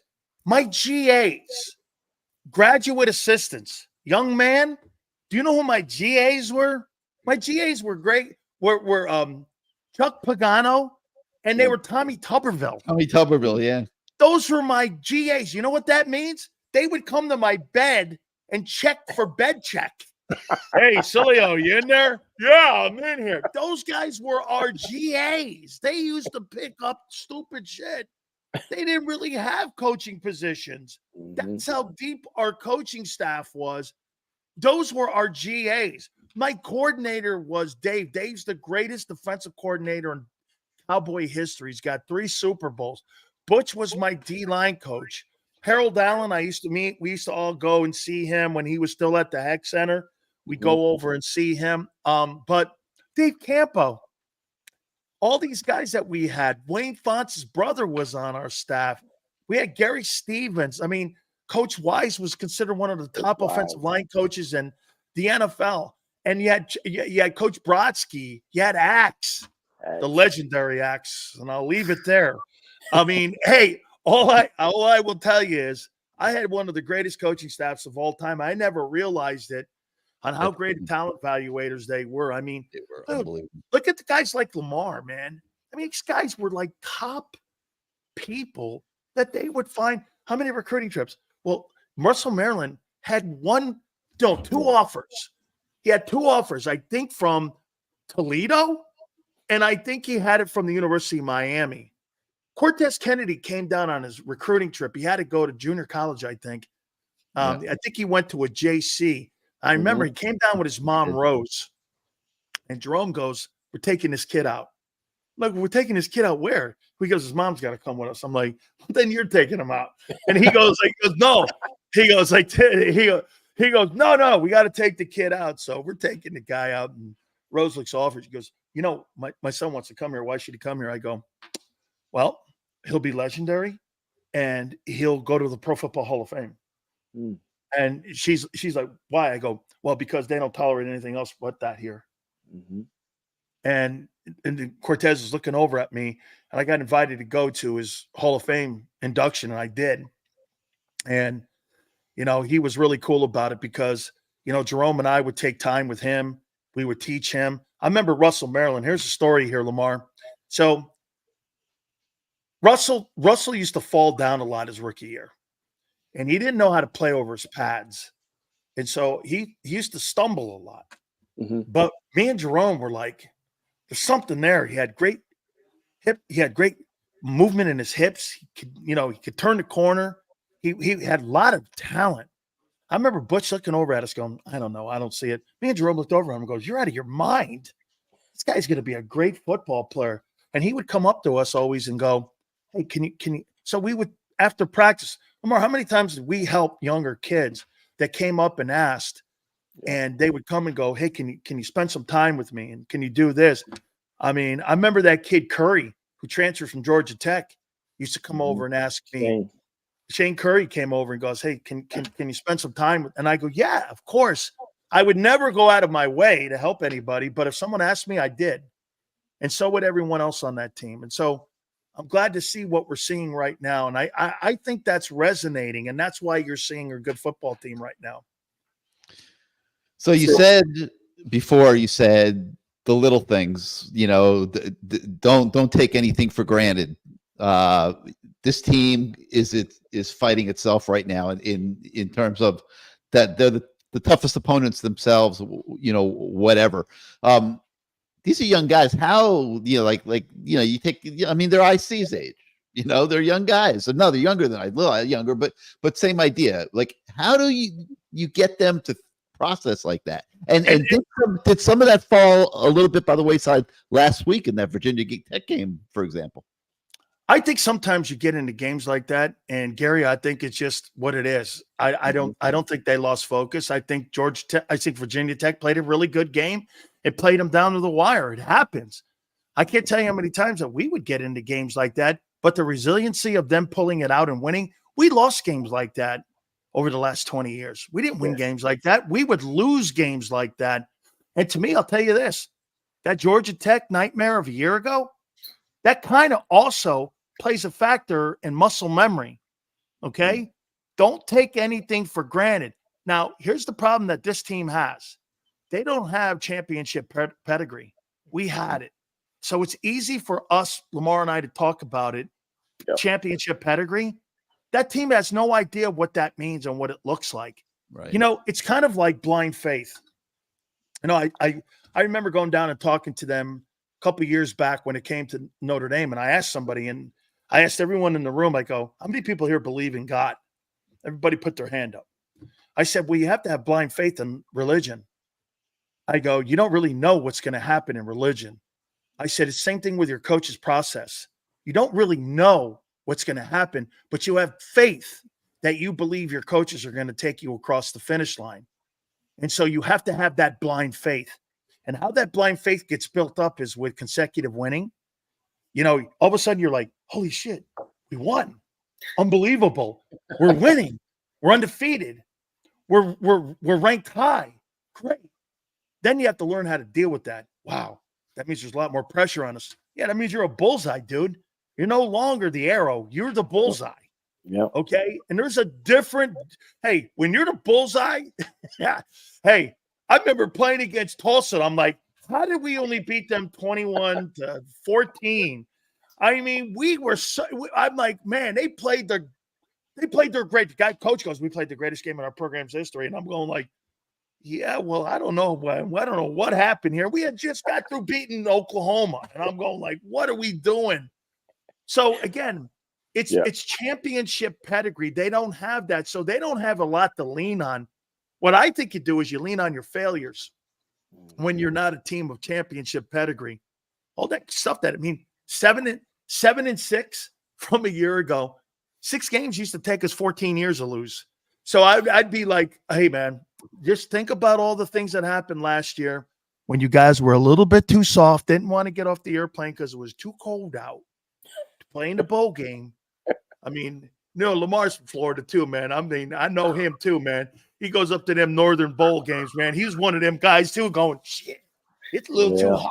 little too cold up here for me. Man, how many times we go up to like Cincinnati in November? All the guys from Florida goes, I've never seen snow before. I'm like, what the hell are you talking about?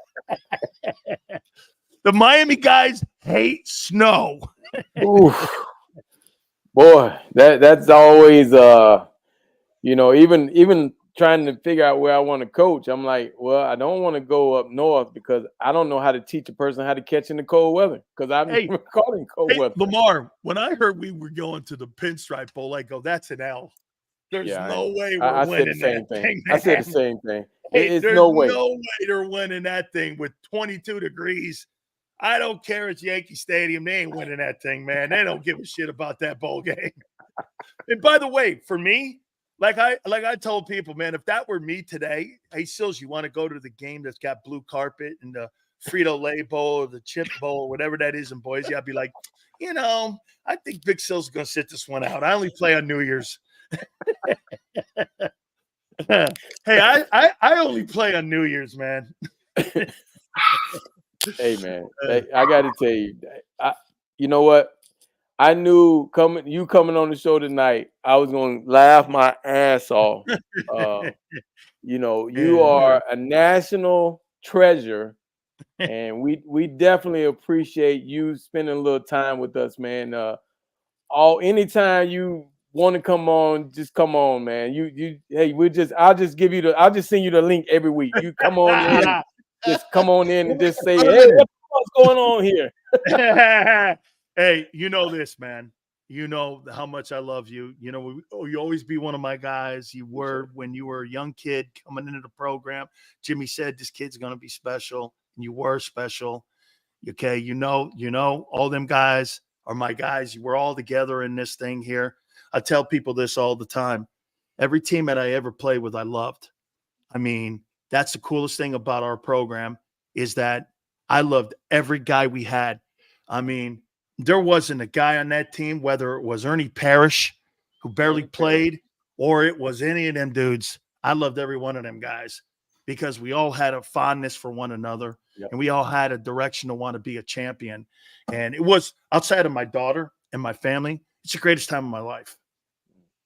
Well, just so you know, and I'll end by letting you know, I just went in the weight room just to make sure that name was still up there. There. Hey, you know what's crazy about being Fagan? Get this. So my 535, The Rock comes on my show a lot.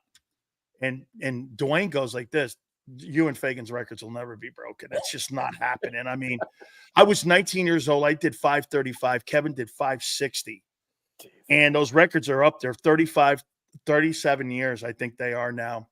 Wow. And Rock goes, dude, those records will never be broken. And I'm like, yeah, you got to remember too, Kevin ran a 4.6 and I ran a 4.8 at 305. So it wasn't just weight room guys, man. I mean, we had it's a true testament there. And you know what, Lamar, if you remember them weight rooms, man, when I first got there, Gary, I looked at the weight room. They had a squat rack. It was in a shed and it had rusty weights. And I go, where's the weight room? They go, that's it. And the weight room they have now, they were building it out and it was getting bigger and bigger. And the thing you see now, I didn't have any of that shit. But you know what's funny? We won 3 national titles in a shed. I didn't win it with all that fancy stuff you got now and that nice indoor thing. And hey, how many times this, Lamar, you're sitting outside there, all of a sudden you see some clouds rolling in. I'm from Connecticut. I never saw lightning strikes. I didn't know what the hell that shit was. Boom! Everybody take off running. Everybody take off running into the heck. You're like, hey, get me out of here, man. Get me out of here. Then we had Green Tree. And we still had to go out and finish. We did. We went back. Right. Green Tree is such hallowed land. I mean, the Orange Bowl's not around, so the Green Tree is place champions. Yeah, it is, man. We definitely appreciate you, man. And I could do this anytime. So anytime, man, I'll send you the link. Thank you so much for coming on, man. You are a national treasure. We love you, brother. Yes, sir. Great seeing you again, Dan. All right, youngster, did you learn anything? I did. I was well versed in a little bit, but it's always good hearing different stories. I didn't know they're handing out Corvettes like Halloween candy. So that's I didn't say that. Hey, that was so long ago. The NIL before the NIL. Hey, wait. Hey, Gary. So here, one last one here. So I'm pulling up. Got the roof off. Got the tees down. I'm pulling up to a light. I see this guy behind me going. Hair's going all over the joint. I'm like, what the hell is that? I go, fuck, it's Jimmy. I pull over and I'm going like, where'd you get this car? You know they're all over us. I found it. He goes, you found it. Get the hell out of here. I want you in my, you're off the team. I'm like, what? And I go, I'm in the office because you're off the team, but you're not off the team. He goes, do me a favor, get rid of the car. If I see it again, I'm going to bury you in the car. And I go, okay. Where do you want me to hide it? He goes, I don't care what you do with it. First off and foremost, where'd you get the car? I said, well, you signed for it, coach. He went, what do you mean I signed for it? I go, well, I got the insurance policy from Lloyd's of London for $700,000. And I went to the bank and got a loan for $35,000 and I got the car and Anthony gave it to me. Anthony Abraham gave you this car? I go, how much did he charge you? I go, well, $1 a month. Hey, Monty Trainer is going to the Hall of Fame. Yeah. Holy cow. He used to, hey, how about those cards he used to give us to go over to the restaurant? Yes. I felt like I was like some mobster guy. Hey, here's my card. And they'd go, okay, so he gets 3 entrees, a main deal, and no drinks. No drinks. I go between him and Dave Hill over at the Taurus Room. Okay, you'd be like, okay, so I had these cards. And they would give us a whole list of these cards. And Monty would go, okay, so I get 2 appetizers. Okay. I get an entree and I get a dessert. So I had like 5 or 6 of these cards. And God, I'm so happy that he's going to the Hall of Fame. What a great guy. I got to get out of here, man. Oh, thank you so much, man. We love you, brother. Thank you, Love you too, man. Thank you guys for having me. All right, man. Always a pleasure. Thank you. Hey, make sure you post this to me, man. I want so everyone could see it because this was a fun time. We will. All right, man. Thank you guys so much. I appreciate it. All righty, Dan. Gotta love him. My head is hurting because I laugh so damn much, man. He is a national treasure. He is truly. I didn't know what to think. I'm telling you, it's awesome hearing different stories. So like I said, I used to see all these people on TV when ESPN will run 30 for 30s, and it's just like crazy. It's just like meeting everybody, seeing everybody, hearing their stories first person. So I'm just soaking it all in and enjoying it. He's like the white Michael Irvin. You just let him go. You throw a little bit of meat out there and let him eat, and they just let him eat. He's awesome. He is awesome. I'm telling you, I just knew today that I was gonna be laughing because he loves University of Miami, and that's what it's all about. The passion that he talked about to get kids to come here and love it and want to be here. That's when it changes. No doubt. Someone in the comment section was like, they need to get him and Kelvin on the same show. I'd be like, man, they break the internet together. Guys, man. At some point, I'm gonna get Mike on here. I just don't know. We might have to do a 3-hour show. Yeah, he'll just talk. As you saw him at the game on the sideline, he was giving motivational speeches and shit. He was sweating. He was spitting.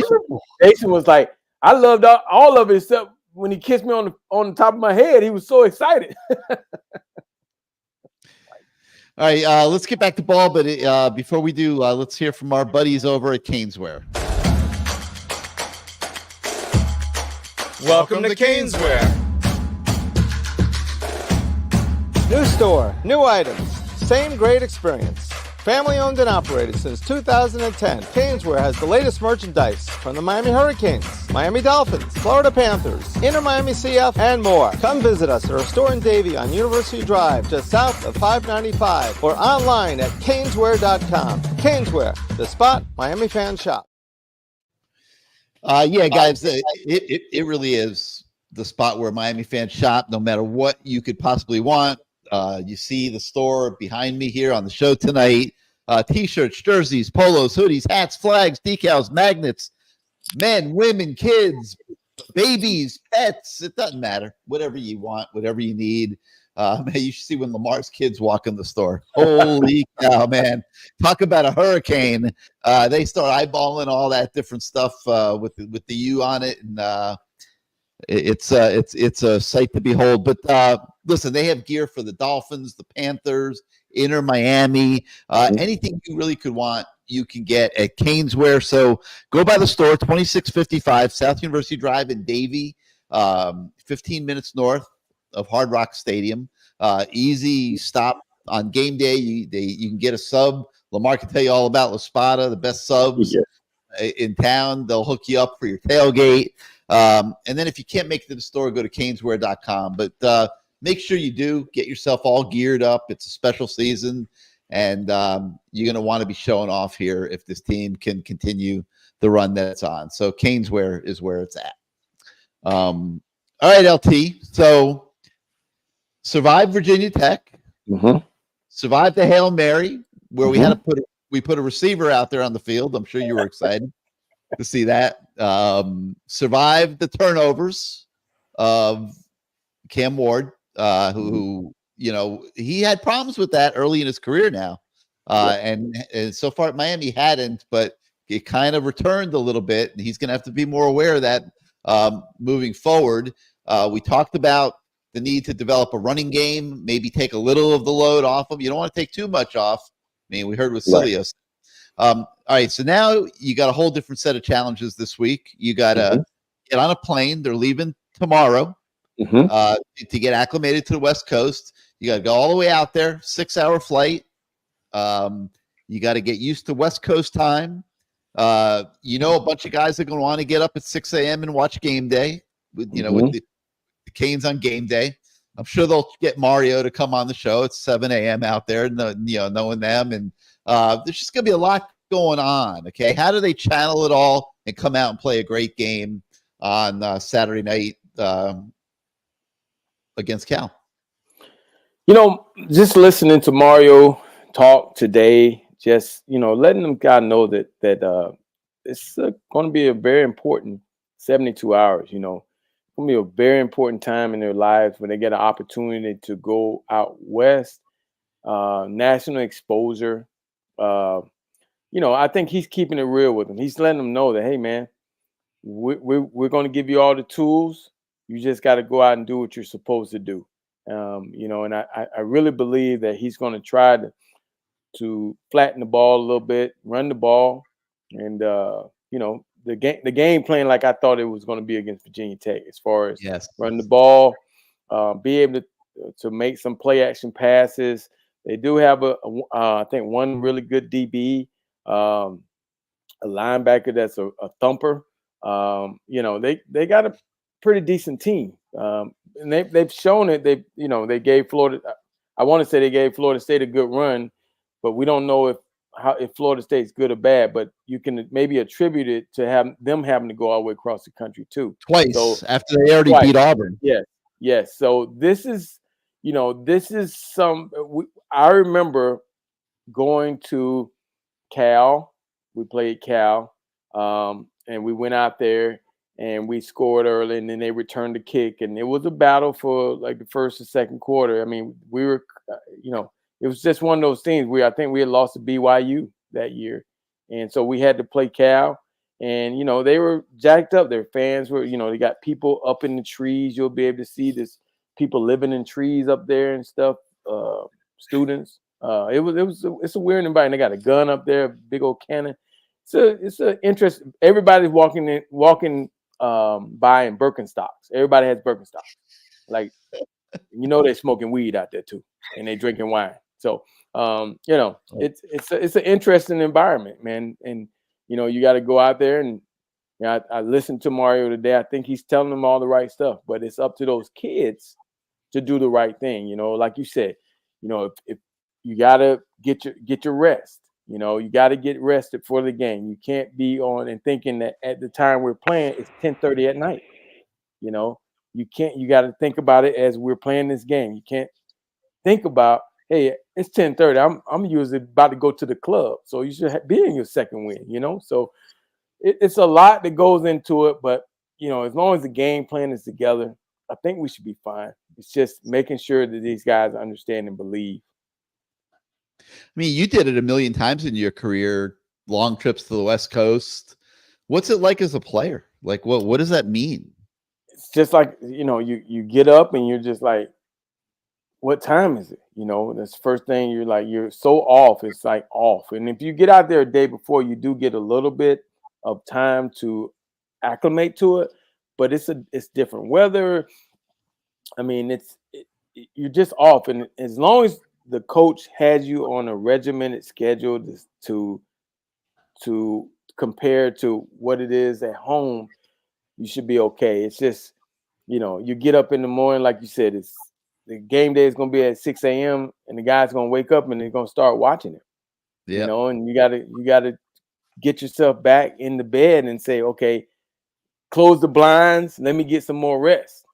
It's especially when you're in college, you got your teammates, you got your roommate, and you're talking to each other and stuff. And the pros is obviously different. You're by yourself in your room, so it's going to be interesting to see how they do. But I really believe, they might not have the championship pedigree yet, but they do have leaders on that team. Mm-hmm. And just watching the leadership group meet today on that team, watching them meet with Mario, it was very refreshing to see those guys meeting and talking for a little bit and coming away with some positive stuff. So I think they'll be ready. I really do. What do you think I see? You've taken a few long plane rides in your life. I see. You should hear about one day, Lamar. We got to tell you about his summer vacations. I mean, you've never seen anything like what this guy does in the summertime. But we'll save that for another time. But I'll just leave it at, I see you've taken some long flights in your time, and what do you think about this challenge of going out west for this single game? So my experience on long flights, getting there, you got all the energy in the world, but a day or two in, you're like, damn, I miss home sometimes. And obviously, they're not getting there the same exact day. I think they're getting there tonight or tomorrow morning. So they're gonna have some time to relax, sit down, and things like that. I hope that doesn't kind of play against them, that they're kind of getting comfortable over there and things like that. You're there for a business trip. You're not there to see the trees and the Birkenstocks and all that stuff. You're there to kick some behind and fly back to Miami. But I think they'll handle business, over there in California. I had the chance to, every week we look at the teams and their previous matchups. They're 3-1. They could be 4-0, but they really have not played anybody. Like that schedule, like people like to say, oh, Miami hasn't played anybody. They beat like UC Irvine, San Diego State, who's 1-4, Auburn, who I could play quarterback for them and they'd probably be better. And then they beat Florida State in a game that I watched, and I was like, man, I just bet on Cal and they lost my money. So I was even more mad that they lost. But, they have their defensive numbers are good. But like I said, I watched that Auburn game and Peyton Thorne was throwing up, like he was playing jackpot. Like this one's for 500. Who catches it? This one's 4,000. It was just like, a lot. But I am confident Miami's going to go out there. They're going to handle business and, come back to Miami, be happy, have the parties, live up to, what Lamar and those guys used to do back in the day. But I think they handle business out on the West Coast for sure this weekend. Over under Ruben Bain, 2 sacks. Oh, that's one thing I wanted to mention too. In their last 2 games, they've given up 13 sacks, 13 to San Diego State and Florida State. They have Florida State's defensive lineman looking like Jared Verse was back there, killing people at college again. So I definitely think this is a perfect game for Ruben Bain to come back and kind of really, show the country why he was a freshman All-American last year and say, hey, I might have been down for a little bit, but I'm back for the rest of the year and make a statement. And they got a few guys on offense, but nothing too scary. A couple running backs, a tight end that's supposed to be pretty good. Mm-hmm. Yeah, so Jaden Ott, he isn't 100%. He's dealing with the leg injury, but they have another running back, 25, who's a bit of a speed. So they kind of have that, power and speed kind of thing. And then obviously we know about Mendoza, the deep ties to Miami, the Columbus guy, the tight end that you mentioned. Really, he's kind of I'm not going to say a matchup nightmare because his numbers aren't jumping off the board, but he is a pretty fast, tight end that is a little bit faster than tight ends, a little bit bigger than safety. So you're going to have to find that kind of tweener matchup for him. Maybe throw Wesley Basane on him. That'll be a good matchup in my opinion. But they do have some weapons. Obviously, they're a good program. They're 3-1, but I just haven't been overly impressed from what I saw, from them these first 4 games of the year. Should be a motivated Miami team. They know they didn't play their best last week. I think it was a little bit of a circle the wagons time for the whole program. What Dan said really holds true. This is not a championship pedigree. 5-0, yes, but there's not a championship pedigree in this program yet. This is a program that's learning its way all over again. And the little things really, really, really, obviously do matter, LP. I mean, but even Cam Ward, the best player on the team, Sileo, the best player we've had in 20 something years, Sileo seeing it. He's never won anything, Well, the one good thing we can take away from it is that he's played on the West Coast, so maybe he can educate the other guys. He knows what goes on the West Coast. Maybe he can educate them. But you're right. He hadn't really won anything.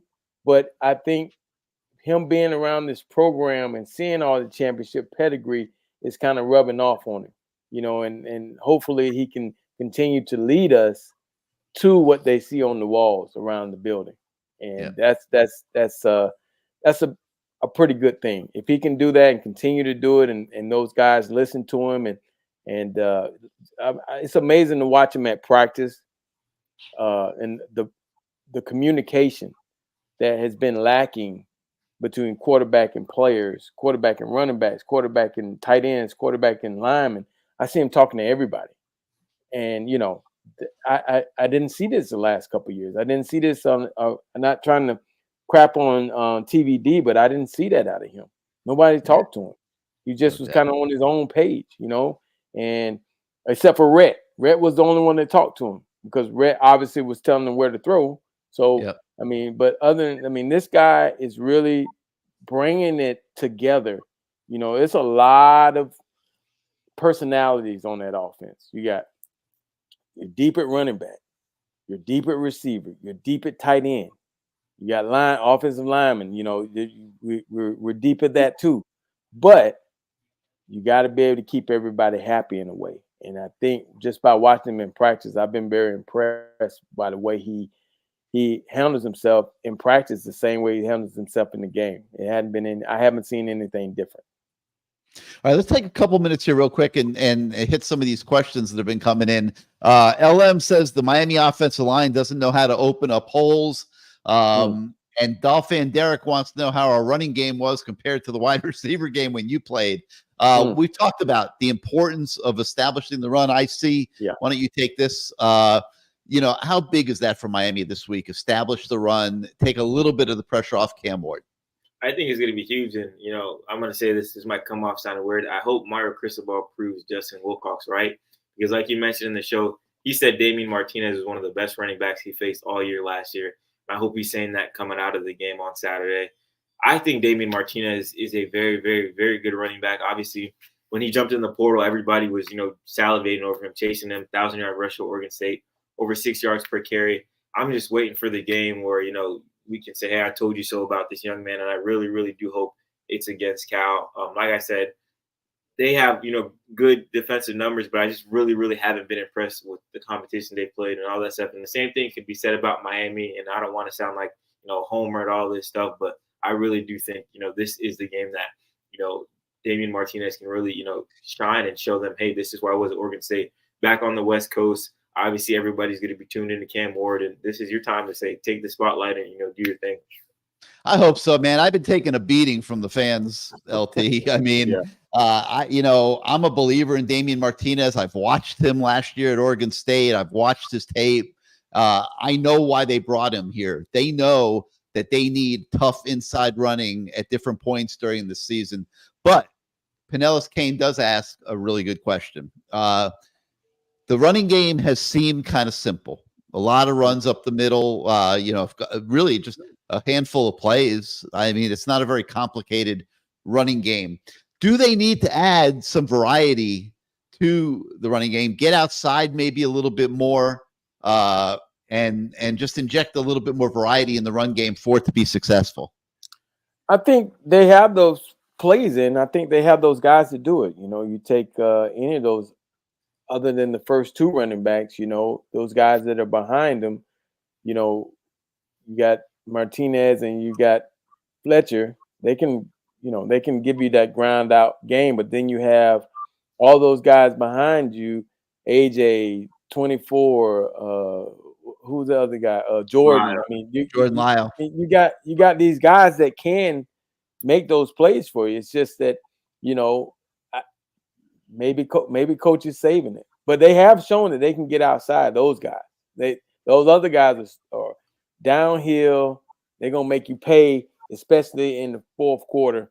Those guys. So it's a great luxury to have. You can go any way, and those guys also show, those little shifty guys have shown that they also can run between the tackles and get yards too. So I think it goes back to that question earlier where, it's a luxury to have all those guys. So, even though it's only one football out there, and sometimes only one running back, it still is a luxury to have the change of pace guys that we have. Any of them can, as we've seen, can take it to the house at any given moment. So that's a good thing. I see Jake says that Virginia Tech humbled the Canes. What do you think? I mean, it's a hard one. I wouldn't necessarily say humbled them, but kind of, give them a little slap like, hey, wake up. I would say humbled would have been if they lost. You get knocked off your pedestal, you get humbled. I think this was a kind of little alarm. Your alarm went off. Now it's time to really wake up. You're an ACC player. You're not, in the non-conference schedule anymore. Everyone's going to give you your best shot. Everyone's going to try to knock you off your pedestal. But I definitely think this was a game that was much needed. Like I said early in the show, I've been saying, hey, give them some type of fight, give them something. And I said, we got it. And I was kind of like, oh my gosh, a little bit too much now, but they made it through it. Jake also wants to get your outlook on the season. Your ball, he says. Yeah, like I just said, I've been asking for a challenge. They got it. Well, let's see how they respond. You can either, come out this upcoming week and just, flatline Cal from, the start to the finish. Obviously last week, they kind of got off slow with the Cam, fumble and the Cam interception and things like that. Let's see if they can come out this week, play some clean ball against Cal on the road, really, really far. Like a lot of different things are factored in this. Let's see if they can kind of diminish those factors, just play Miami football, come away with the clean W. Don't have, announcers saying, oh, they should have lost this and that. Don't leave any doubt. Don't leave it up to the refs. Come out, dominate, and do your thing. All right, Ellen. All right, we got a female viewer, Lamar. She's talking about how the refs did Miami right by calling it right, and it took them 7 minutes to get to that decision. Listen, the ref on the field screwed up. He should have called it incomplete and let them review whether it was a catch, not vice versa. But at the end of the day, really all that mattered was that they did get it right. All right, let me be honest, guys. I wasn't going to say this, but so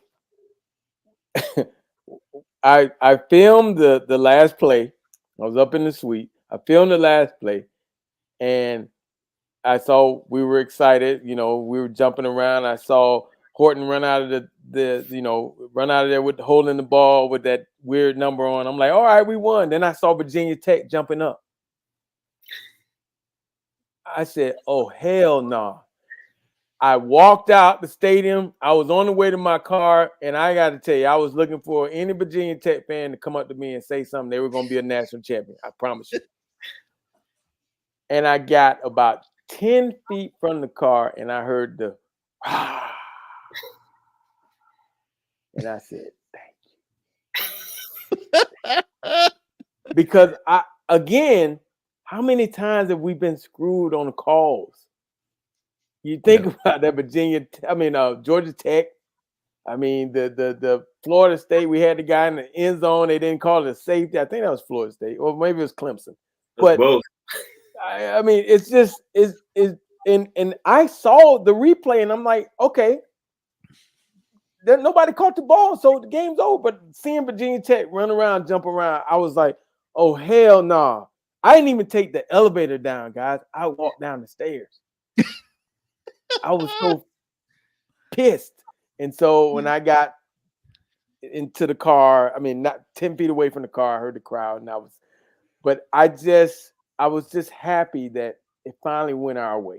You know, for so long we've had to suffer through things not going our way. So to have that happen, and to show the guys showed some fight to be able to come back, because it was a comeback, and win that game, it was a good thing. I think it's going to bode well for them. We haven't talked a lot of defense tonight, but Bama Bob says Miami's defense is weak. I don't know if he's a Bama fan. If he's a Bama fan, I mean, I wouldn't be talking too much about defense based on what I saw. Hey, Bama Bob, why don't you go watch that bald-headed dude? Go watch the dude that looks like a pencil or something. What's his name? What's the guy on the SEC network? Feinbaum. Feinbaum. Yeah, go watch Feinbaum, man. Get off our show, bro. Yeah, go on, Bama Bob. We don't want you. But if he is a Miami fan, listen, they're like, the defense didn't have a great night the other night. They struggled a little bit, no argument. You know, a lot of guys that had been playing great for whatever reason, were they banged up, were they dehydrated, struggling with the heat, whatever it was. I mean, we saw Kiko Minoa miss a tackle that ended up being a house touchdown. We've never seen that with a guy with a knee brace on. That's what hurt me too. Yeah. But I mean, we did see a lot of some stuff in that game that we hadn't been seeing earlier in the year. How does the Miami defense respond? Lamar, you were at practice today. How do they respond beginning this week? Oh, you got to make plays, man. You know, we didn't make the plays we were supposed to make. You know, talking to the defensive coordinator, he talked about even like we had things set up. We had sacks, but guys just didn't do what they were supposed to do. As far as, you know, he told them, hey, the guy's going to see you coming. He's a smart quarterback. He's going to duck up under you. He basically told them what the game plan was for the quarterback. But, you know, guys, for some reason, just didn't do what they were supposed to do as far as, you know, containing him and getting and breaking down. He's going to come back to you. So it's just one of those things where, you know, hopefully, and I do believe this, that just from watching and being around today, that they'll be better. They'll be better. They will definitely be better. All right, I see. We're going to let you go. Any parting thoughts for us as Miami gets ready to travel out to Cal? It's going to be a late night, everybody. So get your midday naps in. Everybody on the East Coast, 10:30 kickoff. I don't want to see anybody saying, hey, I fell asleep and missed the whole game. Want to see everybody on the message boards, on Twitter, on everything, going crazy till 2:30 a.m. If you got to, you know, send your tweets out from the club, go ahead and do that. But we're ready to see how it goes on Saturday night for sure. I'm excited. All right, man. Well, go get some sleep yourself. It's going to be a long weekend for us here at CaneSport. We got to stay up late and cover that 10:30 game. So thanks, as always, for being part of the Lamar Thomas Show. Thank All right, I see. You know, I see about to go to the club. I see, man. He didn't get a word in for like about an hour there. but I see about to go to the club, man. It's supposed to be nice being young like that. He about to go to Live or one of those Fountain Blue or whatever those places. I don't even know what's going on. Yeah, man. When it's Sileo night, man. It's Sileo Takes over.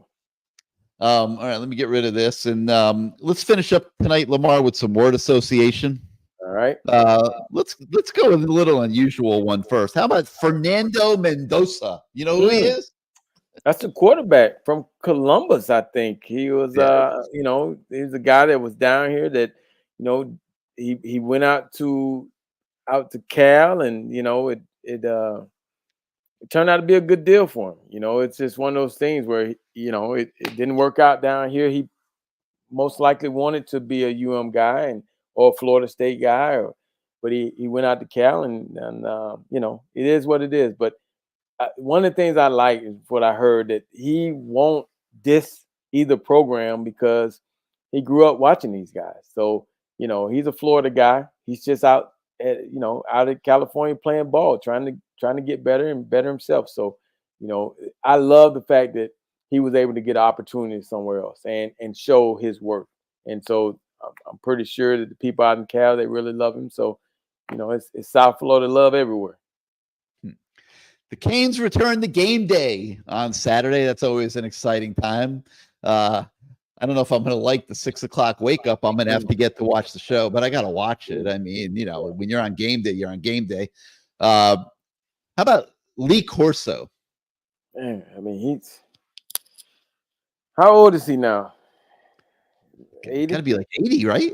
Yeah, Coach Corso, he's 80. I mean, he's they still got him on there. He's still giving his one-liners, man. He's been around a long time, man. Oh my God, no, he's 89, Lamar. He's 89 years old. Well, that's even 9 years more than I thought. So wow, he's been around a long time. So people continue to tune in and give him his flowers, man, because he's been doing it a long time. And when I watch him, he's slowed down a lot, but I still have to think about the times when I was younger and watching him with so much energy. These young kids don't even know what he used to do and how he used to do it. So for us older people to watch him slow down, we're just like, wow. But he's still doing it. So I give him kudos. He's like Dick Vitale, man. He's they still doing their thing. Institutions. It's like, so what? Yeah. He's not as quick as he was. He stumbles sometimes. I mean, people want to throw him off the show. Come on, man. Kudos to ESPN for sticking by their guy and appreciating somebody that's brought so much to them for so many years. And let me tell you something else, Lamar. I'm going to be fired up as hell to see him put that Ibis head on this, because he damn well is not there you go in this game. You go. It's been a long time. I can't remember the last time we saw Lee put on the Ibis head. Yeah, it has been. It's been a while. I mean, maybe it's happened in the last 20 years, but not many times. I'll tell you that. So, all right. Let me throw another little different one at you here. All right. Hail Mary. So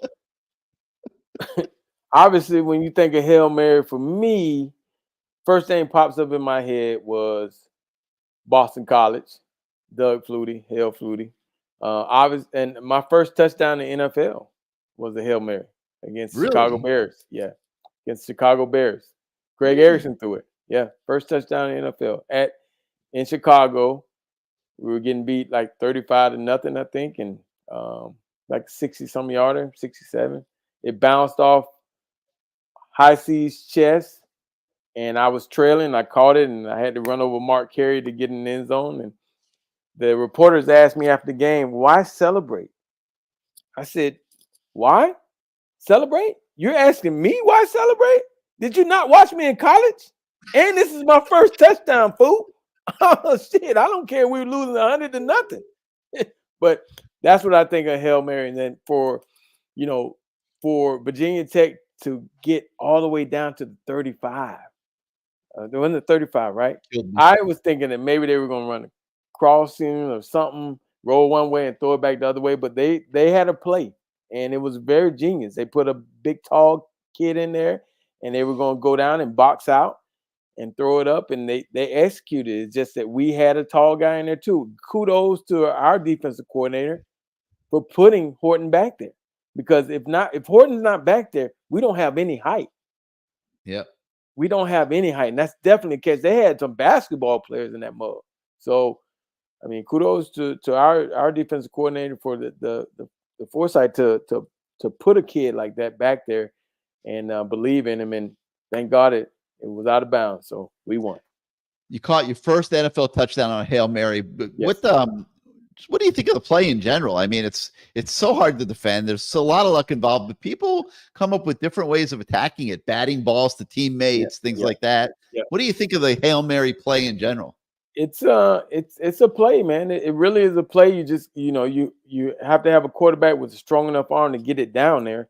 But if you have, it's something that on every team I coached on, we practice, whether it's having guys trail or go down and post up, or a guy, posting up and the ball being behind and having a guy go all the way around to be in the back, because guys want to tip the ball. And sometimes when they tip it, it pops backwards. So there are all kind of strategies to it. But it's still one of the most exciting plays in football. And, every year there's like 3 or 4 Hail Marys in college football that make you go, wow, can't believe that. And it's a very exciting play.